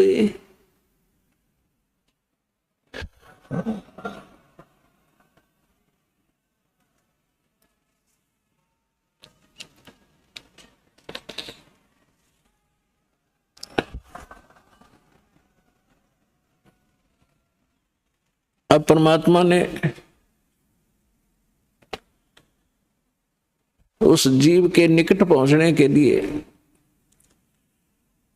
कहा कि हमको पार लंघाइयो हे परम उजागर रूप, और जिंद कहे धर्मदास थे, परमात्मा जिंदा रूप में थे, और तुम हो मुक्ति स्वरूप। आप तो बिल्कुल ऐसे लगते हो जैसे आप तो पार होए पड़े हो, और मुझे भी वो मार्ग बताइए ताकि मेरा उद्धार हो। परमात्मा कह रहे हैं धर्मदास जी से। अब धर्मदास जी बताते हैं, बांधो गढ़ है गाम नाम धर्मदास कही जय, वैसे कुली कुल जात सुधर की नहीं बात सुनी जय। बांधवगढ़ मेरा गांव है, नाम मेरा धर्मदास है, और वैश्य कुल में मेरा जन्म है। हम शूद्र को निकट भी नहीं आने देते, हम इतने स्वच्छ हैं। सरगुण ज्ञान स्वरूप ध्यान सालग की सेवा, मल्याग्र छिड़कंत संत सब पूजे देवा। 68 तीर्थ नान ध्यान कर कर हम आए, पूजे सालग राम तिलक गलमाल चढ़ाए। धूप दीप अधिकार आरती करें हमेशा, राम कृष्ण का जा परटत है शंकर शेषा। धर्मदास जी बता रहे हम ये साधना करते हैं। नेम धर्म से नेह सने दुनिया से नाही, आरूढ़ बैराग और की मानू नाही। धर्मदास जी कह रहे हैं मुझे शिक्षा देने की आवश्यकता नहीं किसी ने, मैं बिल्कुल फाइनल हो चुका हूँ, मेरा ज्ञान अटल है, मैं सही साधना कर रहा हूं, मैं किसी और की मानू नहीं, मेरा आरूढ़ वैराग है। सुन जिंदे मम धर्म को वैष्णो रूप हमारे, 68 तीर्थ हम किए हमने चीन्या सिरजन आर। हमने भगवान पहचान रखा है और 68 तीर्थ में करता रहता हूँ रह रहकर। बोले जिंदा बैन कहाँ से सालग आए, और को 68 का दाम मुझे तत्काल बताए। राम कृष्ण का रहे नगर वो कौन को होवे, ये जड़वंत है देवता से क्यों घंट बजावे। अब परमात्मा उसको कैसे समझाना चाह रहे हैं कि परमात्मा बोले कि ये शाल्यग्राम कहां से लाया तो, या मूर्ति जो भगवान विष्णु की कृष्ण की बना रखी है, ये क्या ऊपर से आए हैं तुम्हारे स्वर्ग लोक से जहां से ये भगवान रहते हैं तुम्हारे, और राम कृष्ण कहाँ रहते हैं उनका ठिकाना बता। तो वो बताते हैं वो गोलोक में रहते हैं, वो श्री कृष्ण का लोक है, स्वर्ग विष्णु लोक में रहते हैं। भगवान तो विष्णु लोक में रहते हैं और आप ये पूजा कर रहे मूर्ति की। आप जो मूर्ति लिए बैठे हो, क्या ये विष्णु जी वाले कान रखती है, विष्णु जी वाली भाषा रखती है? तुम मानते हो श्री कृष्ण जी ने यानी विष्णु जी ने गीता बोली, क्या ये तेरे पत्थर बोल सकते हैं जो तेरे सामने बैठे, या आपका अनुवाद समझा सकते हैं? फिर इनमें क्यों मत्था मार रहा है तू? उन देवता ने पूज ले जो स्वर्ग वाले हैं, इन पत्थरों को क्यों पूज रहा है? सुने गुने नहीं बात धात पत्थर के स्वामी, कहां भ्रम में धर्मदास चीन निज पद निज धामी। निकामी कहते बोलत घटकट पूर्ण ब्रह्म, धर्म आदू नहीं जाना, चिदानंद को चीन ये डारो पत्थर पाषाणा। उस सच्चे भगवान को समझ जो गीता भी निर्देश कर रही है आपकी। अब क्या बताते हैं? बोलत घट घट पूर्ण ब्रह्म, धर्म आदू नहीं जाना, तूने परमात्मा को नहीं समझा दो। और चिदानंद को चीन डार पत्थर पाषाण, वो सचिदानंद घन ब्रह्म को पहचान, इन पत्थर और इन पाषाण को पटक दे। जैसे गीता अध्याय नंबर 18 के श्लोक नंबर 62 में कहा कि अर्जुन तू सर्वभाव से उस परमेश्वर की शरण में जा, उसकी कृपा से तू परम शांति को और सनातन परम धाम को प्राप्त होगा। तो आप मान लो श्री कृष्ण गीता बोल रहा है तो वो तो खुद कह रहा है विष्णु तो कि कोई और है भगवान, उसकी शरण में जाइए। गीता अध्याय नंबर 7 के श्लोक नंबर 29 में गीता ज्ञानदाता कहता है कि जो मेरे ज्ञान का आश्रय कर लेता है और तत्वदर्शी संत की खोज कर लेता है, फिर वो तत्व ज्ञान को प्राप्त प्राणी वो तत्ब्रह्म की पूजा करता है। जो प्राणी जरा और मरण से मोक्ष छुटकारा पाने के लिए, जरा माने वृद्ध अवस्था का कहर, बुढ़ापे का दुख और मृत्यु दुख, दो कहर जीव पर यहाँ पर प्रत्यक्ष टूटते हैं। कहते हैं जिनको ये ज्ञान हो गया, इस संसार की यहाँ की इस नकली लोक की कोई इच्छा नहीं रखते वो व्यक्ति, तत्व ज्ञान प्राप्त प्राणी, वो केवल जरा और मरण से छूटने का जो प्रयत्न कर रहे हैं वो तत्ब्रह्म से परिचित है और सारे अध्यात्म ज्ञान से परिचित है, सब कर्मों से परिचित है। वो तत्ब्रह्म 8वें अध्याय के प्रथम मंत्र में गीता ज्ञानदाता से अर्जुन ने पूछा कि वो किम तत्ब्रह्म, वो ऐसा तत्ब्रह्म कौन है, क्या है जिसको जानने के बाद लोग यहाँ की इच्छा कुछ नहीं रखते और केवल अपने इस कहर से छूटने का, जन्म मृत्यु के दुख को और बुढ़ापे के दुख से बचने का, छूटने का प्रयत्न करते हैं, यानी पूर्ण मोक्ष की ही वो चाह रखते हैं। वो किम तत्ब्रह्म 8वें अध्याय के प्रथम मंत्र में गीता ज्ञानदाता से अर्जुन ने पूछा। गीता ज्ञानदाता ने 8वें अध्याय के 13वें श्लोक में कहा कि वो परम अक्षर ब्रह्म है। वो तो गीता ज्ञानदाता से अन्य है।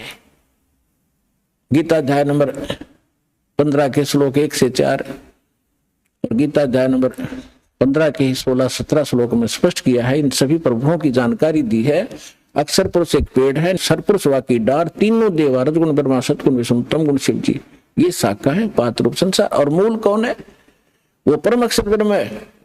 गीता अध्याय नंबर 15 के श्लोक नंबर 16 और 17 में कहा है कि सरपुरुष और अक्षर पुरुष दो पुरुष हैं, दो प्रभु हैं और इनके अंतर्गत जितने प्राणी हैं और ये स्वयं भी नाशवान है, इनकी जन्म मृत्यु होती है, लेकिन जीव आत्मा किसी की नहीं मरती। इसलिए 15वें अध्याय के 17वें श्लोक में कहा है उत्तम पुरुष तु अन्य परमात्मा इति उदाहरते, इनसे अन्य है वो श्रेष्ठ भगवान, वो तीनों लोकों में प्रवेश करके सबका धारण पोषण करता है और वो है अविनाशी भगवान।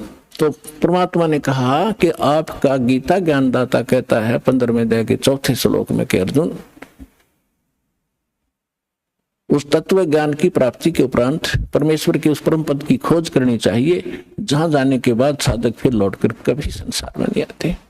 और जिस परमेश्वर ने संसार रूपी वृक्ष की रचना की है, सारे ब्रह्मांडों की रचना की है, और अपने विषय में खुद कहता है दूसरे अध्याय के 12वें श्लोक में, चौथे अध्याय के 5वें और 9वें श्लोक में और 10वें अध्याय के दूसरे श्लोक में, कह अर्जुन तेरे और मेरे बहुत जन्म हो चुके हैं, तू नहीं जानता मैं जानता हूं। तो वो तो नाशवान है, वो किसी अविनाशी परमात्मा की शरण में जाने और उस स्थान को प्राप्त करने के लिए कह रहा है जहां जाने के बाद साधक कभी जन्म मृत्यु में नहीं आते। वो कौन है? राम कृष्ण कोटो गए धनी एक का एक। ये तेरे राम कृष्ण तो करोड़ों मर लिए, और वो धनी, वो कुल मालिक अपनी महिमा पर बता रहे हैं, वो धनी एक का एक। जिंद कहे धर्मदास से तुम बूझो ज्ञान विवेक। जिंदा रूप में परमात्मा बैठे धर्मदास जी से कह रहे हैं कुछ विवेक से ज्ञान पूछ मेरे ते। ये केवल एक रूढ़िवादी की तरह आरूढ़ ना हो इस गलत साधना और ज्ञान पर। अब क्या कहते हैं?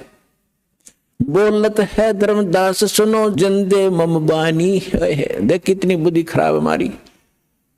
क्या कहता है धर्मदास जी के? बोलत है धर्मदास सुनो जिंदे मम बाणी। मेरी वाणी सुनो, वचन। कौन तुम्हारी जात कहां से आए प्राणी। भगवान तो धर्मदास जी को स्वामी जी कह रहे हैं और धर्मदास जी परमात्मा को कह रहा है ए जीव तू कहां से आया, तेरी क्या जाति है। बोले जिंद कबीर सुनो बाणी धर्मदासा। हम खालिक हम खलक सकल हमरा प्रकाशा। साफ कह दिया मैं मालिक, यह सारी सृष्टि मैंने रची है और ये सब मेरा ही प्रकाश, मेरी ही कृपा से ये सब कुछ चल रहा है। हम रचे सब पाषाण नदी सब खेल हमारा। अचराचर चौखान बनी विधि 18-12। हम सृष्टि संयोग विजोग की हो वो भांति। हम ही आद अनादि हैं, हम हैं अवगत के नाती। हम साहेब सतपुरुष हैं, ओए होए हम साहेब सतपुरुष हैं, ये सब रूप हमारे। जिंद कहे धर्मदास से हम पूर्ण करतारे। अब एक बाबा के रूप में विराजमान और वो बैठा बने साधु संत वैष्णव और उच्च जाति का धनवान। बता कैसे ठिकाना बुद्धि आओ, काल ने ऐसी हवा भर दी हमारे अंदर। अब पहले ये पंचर किया जाएगा आपके अंदर जो गलत हवा भरी हुई है, गलत ज्ञान भरा हुआ है, फिर नए सिरे तो वो हवा निकाल लेंगे और फिर ऐसी भर देंगे, सदा के लिए ऐसे टायर दे देंगे कभी पंचर ना हुआ। अब जो परमात्मा ने ये कहा हम साहेब सतपुरुष हैं, ये सब रचना हमारे। जिंद कहे धर्मदास से हम पूर्ण करतारे। अब धर्मदास जी क्या कहते हैं? बोलत हैं धर्मदास सुनो सर्वंगी देवा। दिखत पिंड और प्राण कहो तुम अलख अबेवा। आपके सारा शरीर दिखाई देता है, आप बोल रहे हो और आप कहते हो मैं विधेय हूं। अब पुणात्मा यहाँ ये नकली कबीरपंथी उलझे बैठे। विधेय किसे कहते हैं? विधेय जिसका देह ना हो। एक तो देह हमारी मिट्टी की और परमात्मा की देह वो एक तत्व की। तो विधेय का अर्थ है जिसकी विलक्षण देही हो। तो कहते हैं परमात्मा बोले बोलत है धर्मदास सुनो सर्वंगी देवा। दिखत पिंड और प्राण कहो तुम अलख अबेवा। नाद बिंद की दे शरीर है प्राण तुम्हारे। और तुम बोलत बड़ बात नहीं आवत दिल हमारे। तुम कहते हो भगवान और आपके ये शरीर दिखाई देता है। खान पान स्थान देहे में बोलत दीसम। और कैसे अलख स्वरूप भेद कहिए जगदीशम। तुम दिखे मेरे की तरह आदमी सा और आप कैसे भगवान हो बताइए मुझे।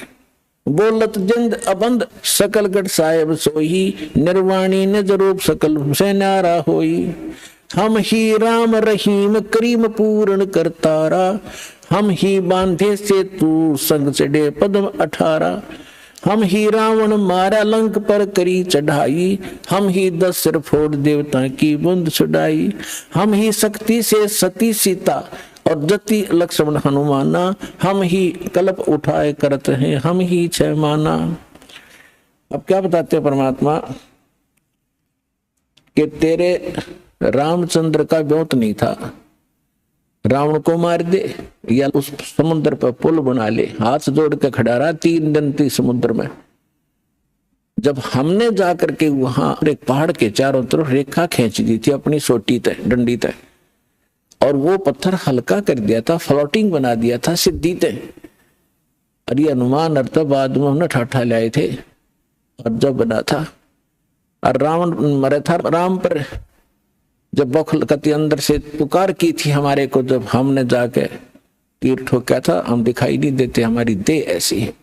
फिर कहता है बोलत है धर्मदास जननी को थारी। परमात्मा कहते क्षण क्षण में धरती पग धरूं और क्षण में आकाश, हमरी गति कोई ना लखे सुन ले धर्मदास। नानक साहब जी कहते हैं अंधुला नीच जात परदेसी मेरा, छिन्न आवे तिल जावे, एक सेकंड में या एक सेकंड में देखो ऊपर पावे, और ताकि संगत नानक रेंदा कैसे मोंढा पावे, उसका अंत कैसे पा सकता है। बोलत है धर्मदास जिंद जननी को थारी, ए जिंदा तेरी माँ कौन है, तेरी जननी कौन है, कौन पिता परवेश कौन गतरैन आधारी, क्यों उतरे कल माई को सब भेद बिचारा, तुम निज पूर्ण ब्रह्म का अनपान आहारा, कौन तुम्हारा धाम नाम सुमरण क्या कहिए, तुम व्यापक कल माई तो कहाँ सायब रहिए, कौन देश ने नैनन मुख नासा नेहा, तुम दिखत हो मनुष्य कौन विद जिंद विदेहा, तुम दिखो आदमी और कहते विदेह हूं मैं। परमात्मा कहते गगन सुन में हम रहे, गगन सुन में टॉप मोस्ट प्लेस पर, गगन सुन में हम रहे व्यापक सभी ठोरे, हृदय रैन हमारे है फूल पान फल मोरे। अब जैसे सूर्य आकाश में है और पृथ्वी पर व्यापक भी है, क्योंकि उसका प्रकाश उसकी उष्णता यहाँ पर भाव करी। परमात्मा कहते मेरा एक निज स्थान सतलोक है, वहां मैं रहता हूं और मेरी जो शक्ति है वो सब जगह व्यापक है। हम उतरे तुम काज सुन सोच किया पियाना, शब्द रूप धर देह समझ बानी सुरगाना। हम तुम्हारे कारण सुन से उतरे हैं, एज इट इज आए हैं हम। जैसे वेदों बताया परमात्मा ऊपर रहता है और वहां से गति करके आता है, बिजली जैसी तीव्रगामी, बिजली जैसी गति से आता है। हम उतरे तुम काज तुम्हारे लिए, और सुन, सुन माने जहां हम रहते हैं, जहां बिल्कुल एक ही स्थान है हमारा।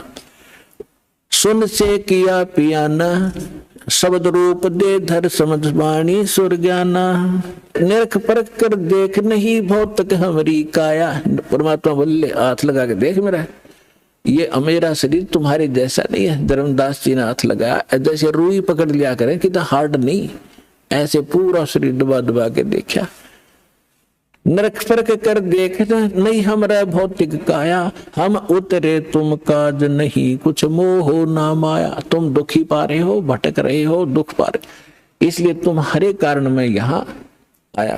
फिर क्या बताते हैं परमात्मा, सुन गगन में हम बसे हैं, अब पृथ्वी आसन थी ही रे।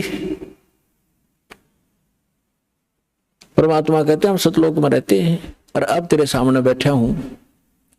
गगन सुन में हम बसे, पृथ्वी आसन थी ही रे। धर्मदास धोखा दिला, अब छानो नीरो रखी रे। अब दूध पानी न रख ले, कौन भगवान है, तू किसकी पूजा कर रहा है, क्या साधना करनी चाहिए।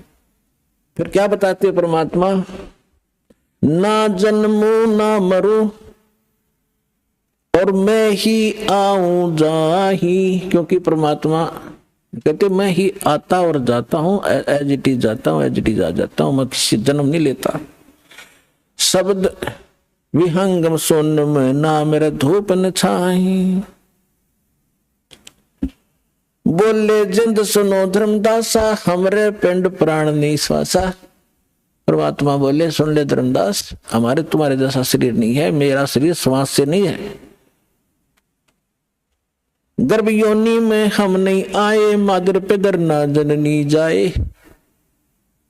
शब्द स्वरूपी रूप हमारा के दिखलावे आचार विचारा। और फिर बताते हैं कि जो तू कहता मैं हम हिंसा नहीं करते, हिंसा करने वाला मोक्ष प्राप्ति नहीं कर सकता। अब आप केवल उन्हीं को हिंसक मानते हो जो मुर्गे काटते हैं, बकरे काटते हैं, गाय काटते हैं, वो तो अपराधी हैं ही हैं, ये तो बिल्कुल घोर पाप है।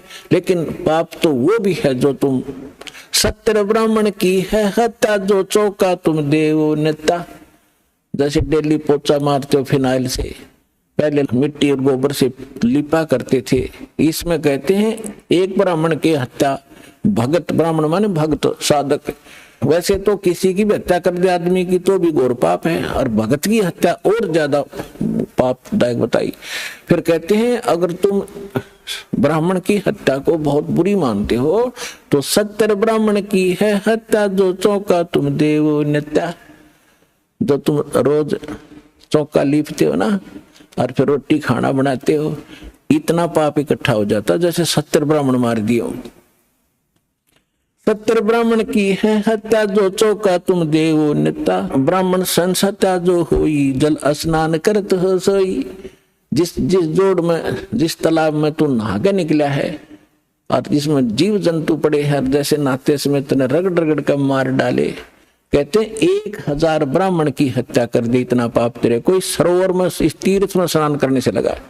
और बांधवगढ़ से यहाँ तक कैसे आए हो पैदल चल के, और वहां से लेकर यहाँ तक इस उद्देश्य से आए हो भ्रमण करने के लिए, तीर्थ नहाने के लिए, तो जितने जीव तूने रास्ते में मारेगा वो भी तेरे बैड अकाउंट में होंगे। और जो तुम साधना कर रहे हो वो पापनाशक है ही नहीं। वो तो हमारे पास एक ऐसा मंत्र है, देखो इच्छा कर मारे नहीं, कोई भक्त चिंतित ना हो जा कि पोछा तो हम भी मारते हैं, खाना तो हम भी बनाते हैं, सैर सपट्टा हम भी करना पड़ता है।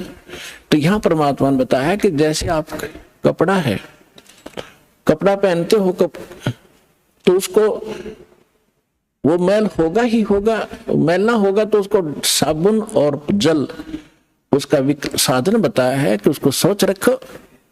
जानबूझ कर तो गोबर में गेरा नहीं, वो गेरा तो मूर्ख है, तेल में डबो दे और तो महा मूर्ख होगा, उसका तो इलाज क्या, उसको क्या समझा। जानबूझ के करे नहीं, और ऐसे को स्वाभाविक होता है तो उसका विकल्प है।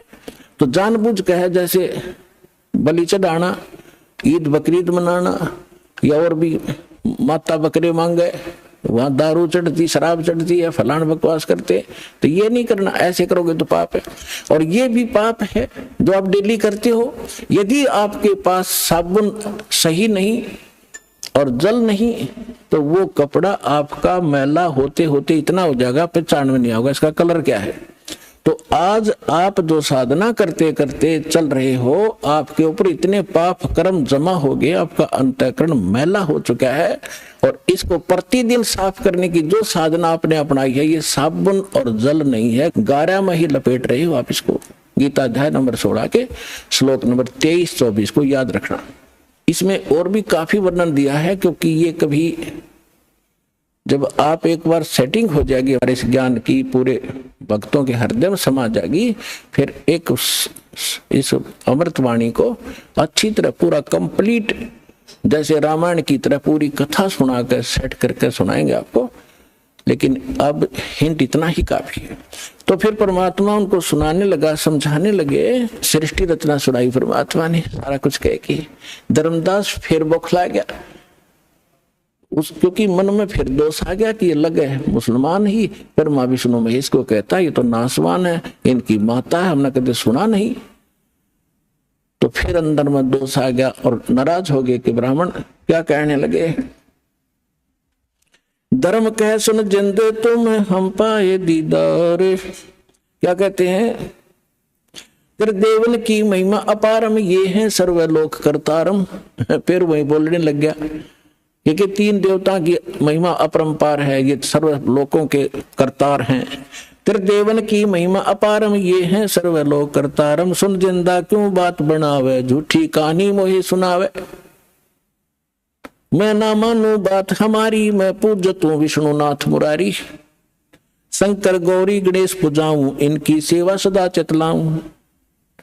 परमात्मा ने सोचा ले भाई काल फिर आ गया इसके अंदर, अरे बुद्धि वरिष्ठ इतना माथा चाट के मेरा फिर वही बोल रहा है, फिर अंतर ध्यान हो गए। और जब वो कह तो गया गुस्से में, क्योंकि ये पिछला ऐसी बनती है कि जितने भी आप यहाँ आए हो 90% जिन्होंने पहली बार यू ज्ञान सुना या टीवी पर देखा, 20 गाली दी होंगी दास को, ये क्या बकवास कर रहा है, ब्रह्मा विष्णु में इसको क्या बता रहा है। और आज आपको क्या दिखाई देता है, आपका मोतियाबिंद था, वो दास ने ऑपरेशन कर दिया इस ज्ञान से, परमात्मा के ज्ञान से। आज इस ज्ञान के अतिरिक्त आपको कुछ भी दिखाई नहीं देगा। तो वही धर्मदास के साथ बनी। अपरमात्मा अंतर ध्यान हो गए, अंतर ध्यान हो गए। देखो जब तक लाइट है, एसी रूम में बैठे हो तो कोई दिक्कत नहीं, और लाइट से ली जा बिजली, और फिर देखा हालत आपकी, पसीने आ गए, हाहाकार मच गया। तो इसी प्रकार जो परमात्मा साथ बैठे थे, बड़ा काल दूर था, कोई परेशानी नहीं थी, कोई चिंता ऐसी नहीं सता रही थी। और जो भगवान वहां से हटे तो यह चिंता कि ऐसा ज्ञान अरब युग कभी नहीं आवे, क्यों दूसरी बार मैंने धिक्कार दिया तो बुरा हाल हो गया। तावारोवत धर्मनि नागर, कहाँ गए मेरे सुख के सागर। अति वियोग हुआ हमसे ती, जैसे निर्धन की लुट जा खेती। हम जाने तुम दे स्वरूपा, हमारी बुद्धि अंध गर्गूपा। हमने तो आपको मनुष्य मान लिया हमारे जैसा, और हमारी बुद्धि तो अंधे झेरे कुएं जैसी है। भगवान हम कैसे उठ सकते हैं ऊपर को। हम तो मानुष रूप तुम जाना, सुन परमेश्वर का किया पियाना। हमने तो आपको अपने जैसा मनुष्य मान लिया। ये भगवान आप चले कहाँ गए, मुझे ये बता दो। बेग मिलो कर हूं अपघाता, मैं ना जीवो सुनो विधाता। या तो जल्दी दर्शन दे दो, नहीं आत्महत्या करूंगा, मैं रह नहीं सकता। ऐसा ज्ञान सुना दिया, या पूजा कर नहीं सकता, आगे मार्ग मिला नहीं। अब शॉर्ट में बताऊंगा क्योंकि समय ज्यादा होगा। ऐसी बहुत बार घटनाएं हुई, बहुत बार, लेकिन बहुत शॉर्ट में बतानी पड़ती है क्योंकि समय, ये कथा अपार है और समय सीमित है। जीव की अक्षमता भी सीमित है ज्ञान ग्रहण करने की, इसलिए तो वहां से धर्मदास जी घर आ गए और बुरी तरह रो, जैसे बच्चों के माँ बाप मर जाते। और उसकी पत्नी ने पूछा कि आप क्यों रो रहे हो, लेकिन वो बोल नहीं सके क्योंकि जब मन भर आता है आवाज निकलती नहीं, तो सच्चे दिल के अंदर जब रोना आता है। अब आमनी देवी उनकी धर्मपत्नी ने पूछा जी कैसे जल्दी आ गया आप, तो आपने तो बहुत समय लगाना था, 2 ढाई 3 महीने का टूर प्रोग्राम था आपका। वो बोल नहीं रहा, अंदर जाके अपने कमरे में मकान में ऐसे मुंदे मुंह गिर गया और ऐसे रोया जैसे बच्चों की माँ बाप दोनों मर जाते हैं, बुरी तरह तरफ तरफ कर रोते हैं। आमनी ने सोचा, अपने मन में विचार किया कि हो सकता है मैं कंजूस हूं थोड़ी सी, ये दान धर्म घना करा करता है और मैं इसको टोका टाकी कर देती थी कि हिसाब का धर्म हुआ करता है, अब ज्यादा मत लुटाओ खजाना, बच्चे भी पालने हैं। तो हो सकता है इसका किसी ने रास्ते में धन चोरी कर लिया हो, यात्रा खर्च ना रहा हो, इसलिए वापस आ गया हो। और ये रो रहा हो इसलिए कि अब आमनी फिर इसका माथा ठनकेगा, आमनी का पैसे मांगूंगा तो वो कह रही है जी कोई बात ना, किसी ने आपके धन चोरी कर लिया, कोई बात नहीं, आप और ले जाइए कि परमात्मा ने तुम्हारे कमी छोड़ रखी है, बहुत धन है आपके, ले जाना, मैं कुछ नहीं कहूंगी। तो वो अपने हिसाब से सोच रही है कि शायद इसलिए रो रहा है। काफी देर रोने के बाद जब हल्का दिल हो लिया और वहीं से रोने लगा था, तब धर्मदास ने कहा आमनी मेरा धन अगर निकल जाता, चोरी हो जाता, मैं नहीं रोता और ले जाता तेरे को समझा बुझा के, लेकिन आज मेरा वो धन गुम हो गया, चोरी हो गया, शायद मुझे मिला नहीं, और वो नहीं मिलेगा तो मैं जीऊंगा नहीं, संसार में रह नहीं सकता। उन्होंने सारी कहानी बताई, सारा कुछ बताया जो परमात्मा ने सृष्टि रचना सुनाई थी धर्मदास को। धर्मदास जी ने अपनी पत्नी को टू दी वर्ड सुना दी, वर्ड टू वर्ड सुनाई, सारी कथा बताई, नो घटना घटी। ऐसे महापुरुष मैंने हाथ लगा के देखा, उनके शरीर गति तो रुई जैसा था। आमनी कहने लगी आप व्यापारी होकर के, आप लाला होकर के, सेठ होकर के सौदा चूक गए, रामकृष्ण से कौन सी अपनी रिश्तेदारी थी, इनका ज्ञान सुना था तो ये अच्छे लग रहे थे, इनसे श्रेष्ठ ज्ञान सुना, अपने सौदा क्यों नहीं करा, चरण क्यों नहीं पकड़ लिया, अपने वाद विवाद नहीं करना चाहिए। धर्मदास कह रहा है कि इसीलिए तो रो रहा हूं, मेरी बुद्धि में पत्थर पड़ गए। और इसलिए रो रहा हूं। मैं जिंदगी में पहली बार सौदा चुका हूं, जो घाटे का सौदा आज करके मैं घर आया हूं। दुर्भाग्य आ गया मेरा, उल्टे दिन लग गए मेरे। बहुत रो रहा है, 6 महीने हो गए रोते रोते। बाहर बैठ जा गली में, कोई काम नहीं, यूं देखे महात्मा वो फिर आ जा। बहुत दूर तक जंगल में देखने जाता है। एक समय पता लगा कोई साधु संत गांव से बाहर जंगल में बैठा है, बड़ा विद्वान पुरुष है। कुछ आशा की किरण उगी, जाके दर्शन किए। दर्शन से नहीं पहचान हो सकती, साधु वेशभूषा बदल लेता है वो। प्रश्न ज्ञान से पता चलता है। उसने प्रश्न किया। अब धर्मदास जी ने प्रश्न किया कि महात्मा जी, ये ब्रह्मा विष्णु महेश के माता पिता कौन है, इनकी क्या जन्म मृत्यु होती है? तो वो महात्मा कहता है ये तो अजरो अमर है बच्चा, अपने किसने बहका दिया, ये सर्वेश्वर है, इनके कोई माता पिता नहीं, अजन्मा है, ऐसे है। उठ कर चल पड़ा कि नहीं है, रॉन्ग नंबर है, तो इसको कुछ नहीं पता, ये तो खाकी आदमी है। वो नहीं है जिसकी मुझे तलाश है। उस ज्ञान से पता लगा। फिर रो बुरी तरह, फैसला कर लिया भगवान या तो मिल जा ना मरूंगा। तब उसकी पत्नी ने कहा कि ऐसे नहीं मरते, मरने से कौन सा मोक्ष हो जाएगा, आप बताओ ना। वो कुछ तो उन्होंने बोला होगा वार्ता में, तो परमात्मा ने प्रेरणा की, धर्मदास में प्रेरणा की। अको हो वो ये कह रहे थे कि जहां भी धार्मिक अनुष्ठान होते हैं, भंडारे होते हैं, साधु संत भक्त इकट्ठे होते हैं, वहां मैं पहुंच जाता हूं अपना ज्ञान सुनाने के लिए। तो आमनी बोली जी भंडारा ही कर दो फिर। उसने एक दिन का कहा था, आमनी ने, धर्मदास जी ने 3 दिन का रख दिया कि पता लगते लगते देर हो जाती है, तीसरे दिन तावेंगे। तो 3 दिन का भंडारा कर दिया, साधु संत भक्त आमंत्रित कर दिए, दूर दूर देश से आने लगे। तीसरा दिन चला गया, सभी साधु भक्त संत आहार करके जाते रहे। तीसरा दिन आफ्टरनून हो गया।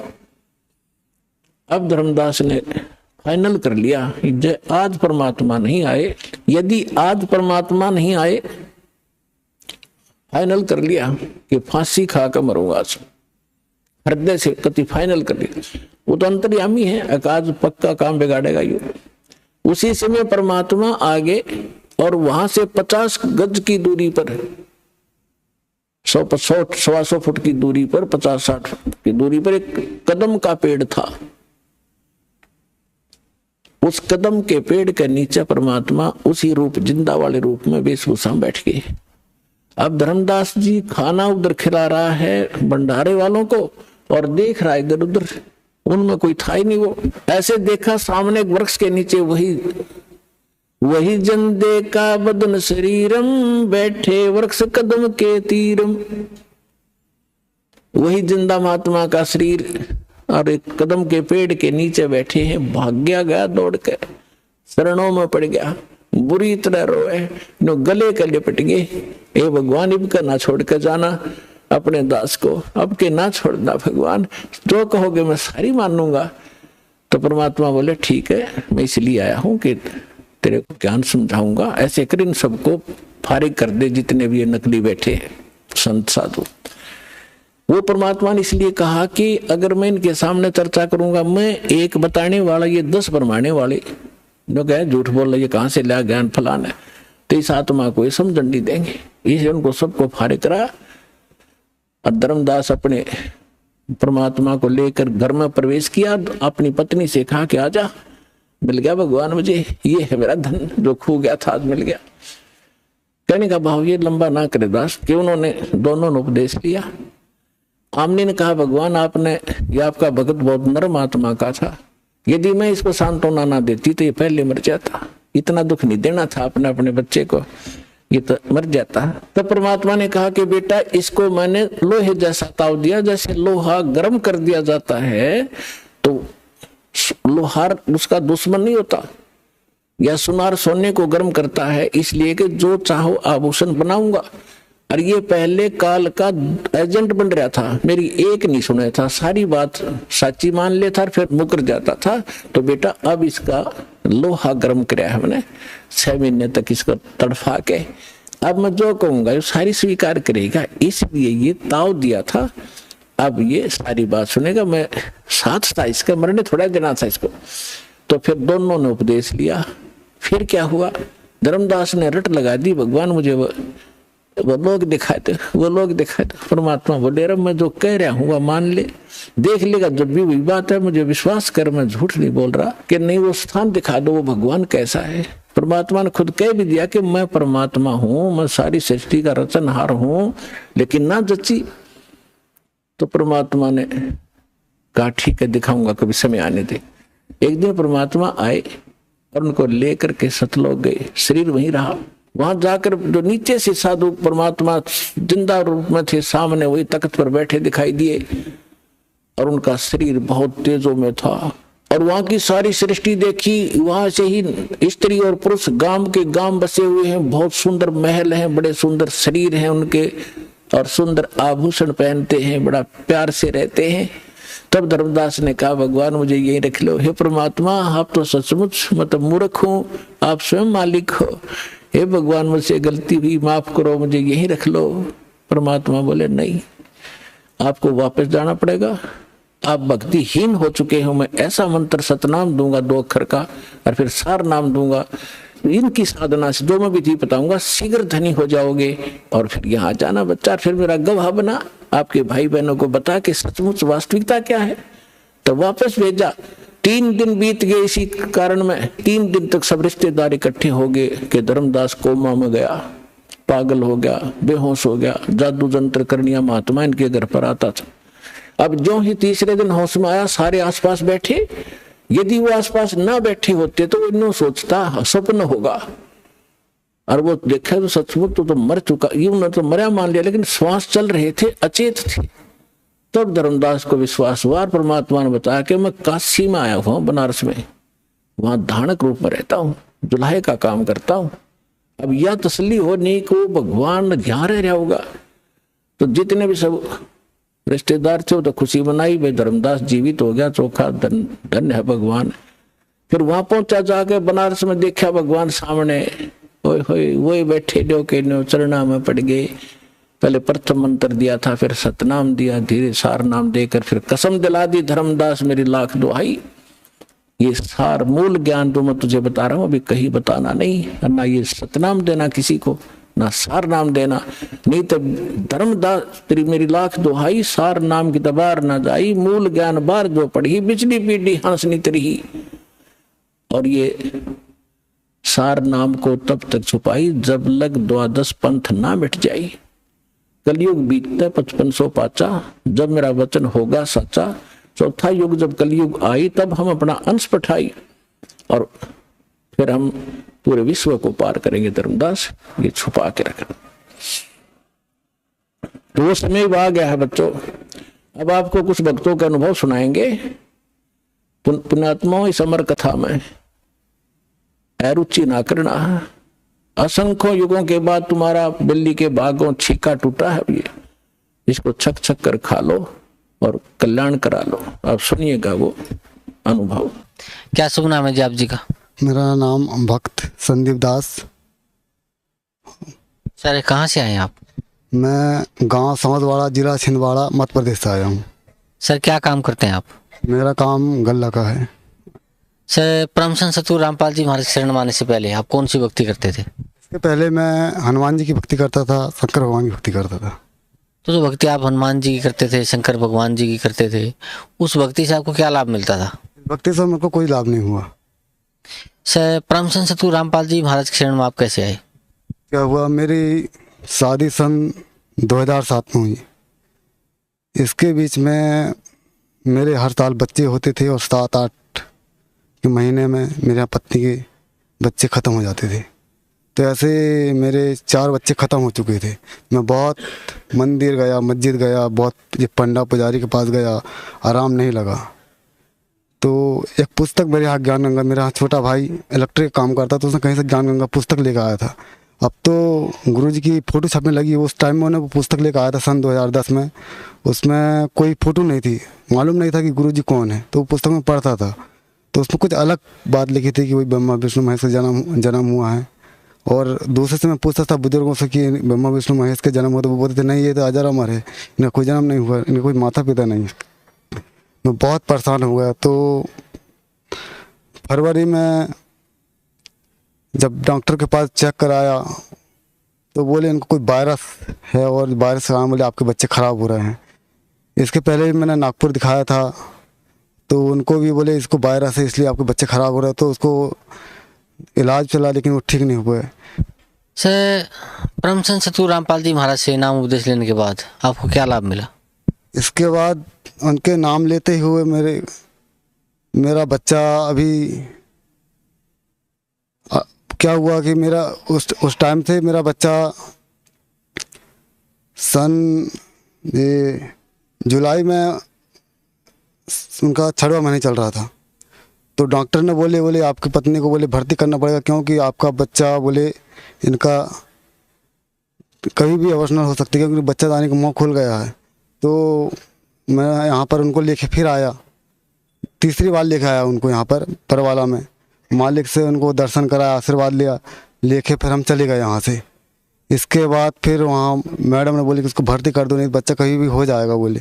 तो उसको हम फिर छिंदवाड़ा में उसको भर्ती कर दिया। तो उसको 1 महीना तक वो भर्ती रही। इसके पहले वो 1 महीना उसने कहते 21 अगस्त को उनने टाइम दिया था, बोले कि आपका बच्चा 21 अगस्त को होगा, लेकिन वो 18 जुलाई को 18 जुलाई को हो गया, 1 महीना पहले हो गया।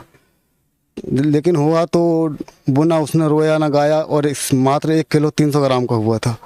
तो डॉक्टर ने बोला कि ये बच्चे ने रोया है ना गाया है, बोले ऐसे बच्चे बोले बहुत कम जीते हैं, बोले उसको आईसीयू रूम में डाल दिया गया। बोले अब कुछ बता नहीं सकते, बोले बच्चे का आप बोले उसने रजिस्टर में साइन करो, बोले बच्चे की कोई गारंटी नहीं है बोले। तो बोले हम आपको 48 घंटे बाद बताएंगे। तो उसको क्या हुआ, शाम 5 बजे उसका जन्म हुआ था 18 जुलाई को। तो सुबह 1 बजे डॉक्टर आया, उसने बताया कि आपका बच्चा बहुत ज़्यादा सीरियस है, आप चाहे तो बोले कहीं भी ले जा सकते हो। तो हमने कहा कि कहाँ ले जाएं, हमको समझ में नहीं आ रहा है। वो भी आईसीयू रूम में पहले से भर्ती था। डॉक्टर बोले कि आपको जहाँ चाहे आप ले जा सकते हैं या भर्ती रहने दो। तो मेरे एक दोस्त रहता छिंदवाड़ा, उसको मैंने फ़ोन लगाया कि वही डॉक्टर बोल रहा कि आपका बच्चा बहुत सीरियस है, डॉक्टर बोल रहा कि आप चाहे तो कहीं भी ले जा सकते हो। तो वो मेरा दोस्त आया, बोले सो एक काम करें नागपुर आप ले जा लो, बोले यहाँ से निकाल के। तो मैंने सोचा कि चलो गुरुजी का जल भी रखा हुआ है तो यही बहाने से जल भी पिला देंगे, क्योंकि वो आईसीयू रूम में वहाँ अंदर नहीं जाने दे रहे थे। तो हमने वहाँ से आईसीयू रूम से निकाले तो जो गुरुजी का जल रखा था और जो कलावा यहाँ मालिक देते हैं वो कलावा रखा था।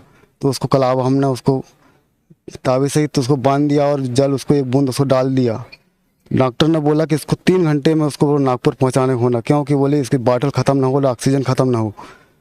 तो उसको हमने वहाँ से 3 बजे छिंदवाड़ा से निकाले एम्बुलेंस में, और निकालते ही पानी शुरू हो गया। तो 19 तारीख को नागपुर हम शाम 6 बजे पहुँचे और 1 घंटा बाद पता चला कि इतना पानी गिरा कि बोले उस दिन पूरी ट्रेन रद्द हो गई।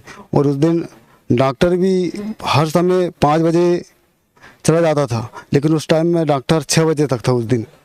तो डॉक्टर ने बच्चा को हाथ में लिया और देखा कि बोले आपका बच्चा तो बहुत सीरियस है, बोले आपका बच्चा ठंडा हो चुका है।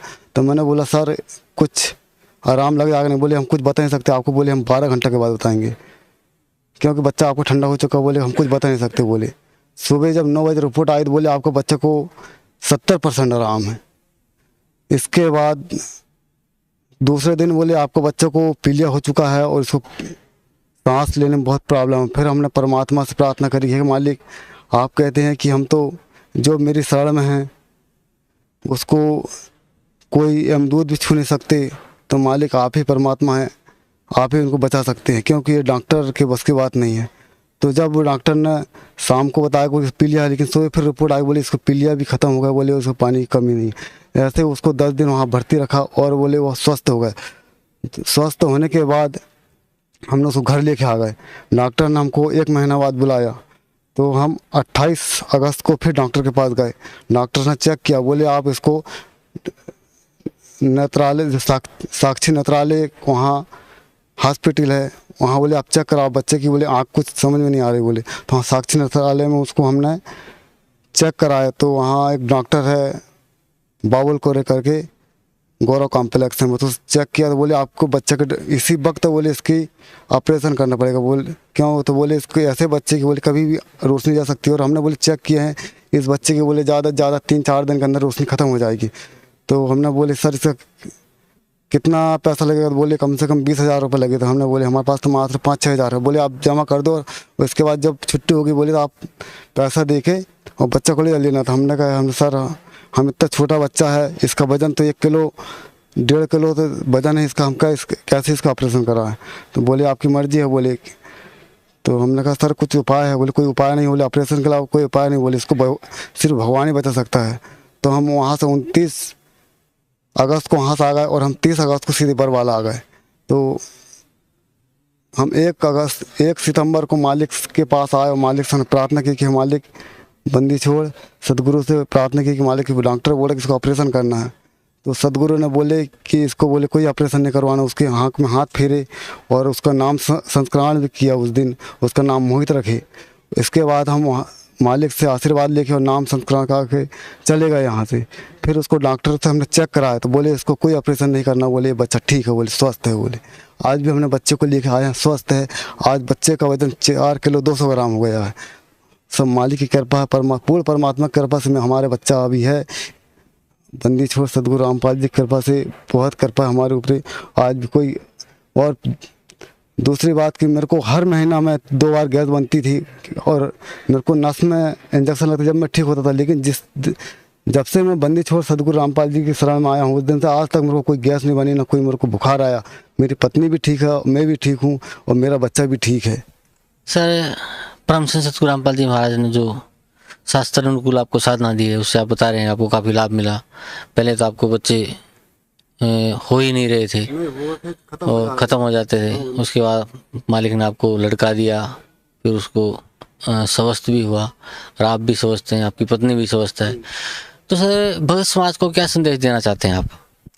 मैं इस भगत समाज को संदेश देना चाहता हूँ कि ये शास्त्र विधि अनुसार आप भक्ति करें और जो दुनिया में जो संत महात्माएं जो संदेश दे रहे हैं, जो प्रवचन कर रहे हैं, प्रवचन में न फंस के सदगुरु रामपाल जी शरण में आइए और जो शास्त्र विधि अनुसार जो ज्ञान देते हैं मालिक उसको ज्ञान सुनिए और उनसे नाम दान लेके अपना कल्याण कराएं। क्योंकि समय बहुत कम रहता है, पता नहीं कि कब आदमी की समय आ जाए ये तो किसी को मालूम रहता। लेकिन मैं भक्त समाज से यही संदेश देना चाहता हूँ कि वो सदगुरु रामपाल जी के शरण में आए और अपना नाम दान करवा और अपना जीवन सफल बनाए। क्योंकि ऐसा समय दोबारा मिलना नहीं है। मेरे को ये मालूम नहीं था कि भगवान आए हुए हैं। मैं तो मेरे बच्चे के उद्देश्य से यहाँ आया था, लेकिन यहाँ आने के बाद पता चला कि मनुष्य का जीवन और भगवान भक्त का मिलन बहुत कभी होता है। तो हमने यहाँ आने के बाद हमको भगवान को पहचान लिया और भगवान ने हमारे ऊपर बहुत दया करी कि स्वयं भगवान है, ये परमात्मा पूर्ण परमात्मा है, स्वयं मालिक है। ये तो अपने मनुष्य रूप में अपने आप को छुपाए बैठे हूँ और ये भगवान है। इनके ऐसे भगवान जो जगत में कोई नहीं, सिर्फ बरवाला में यहाँ सदगुरु रामपाल जी ही भगवान है। इसके अलावा दुनिया में कोई भगवान नहीं है अभी वर्तमान में। तो इसलिए मैं भक्त समाज से प्रार्थना है और अनुरोध है कि आप बरवाला में आइए और परम पिता परमेश्वर सदगुरु रामपाल जी से अपना नाम दान करवाइए और अपना कल्याण कराइए। जी धन्यवाद सर, आपका बहुत बहुत धन्यवाद।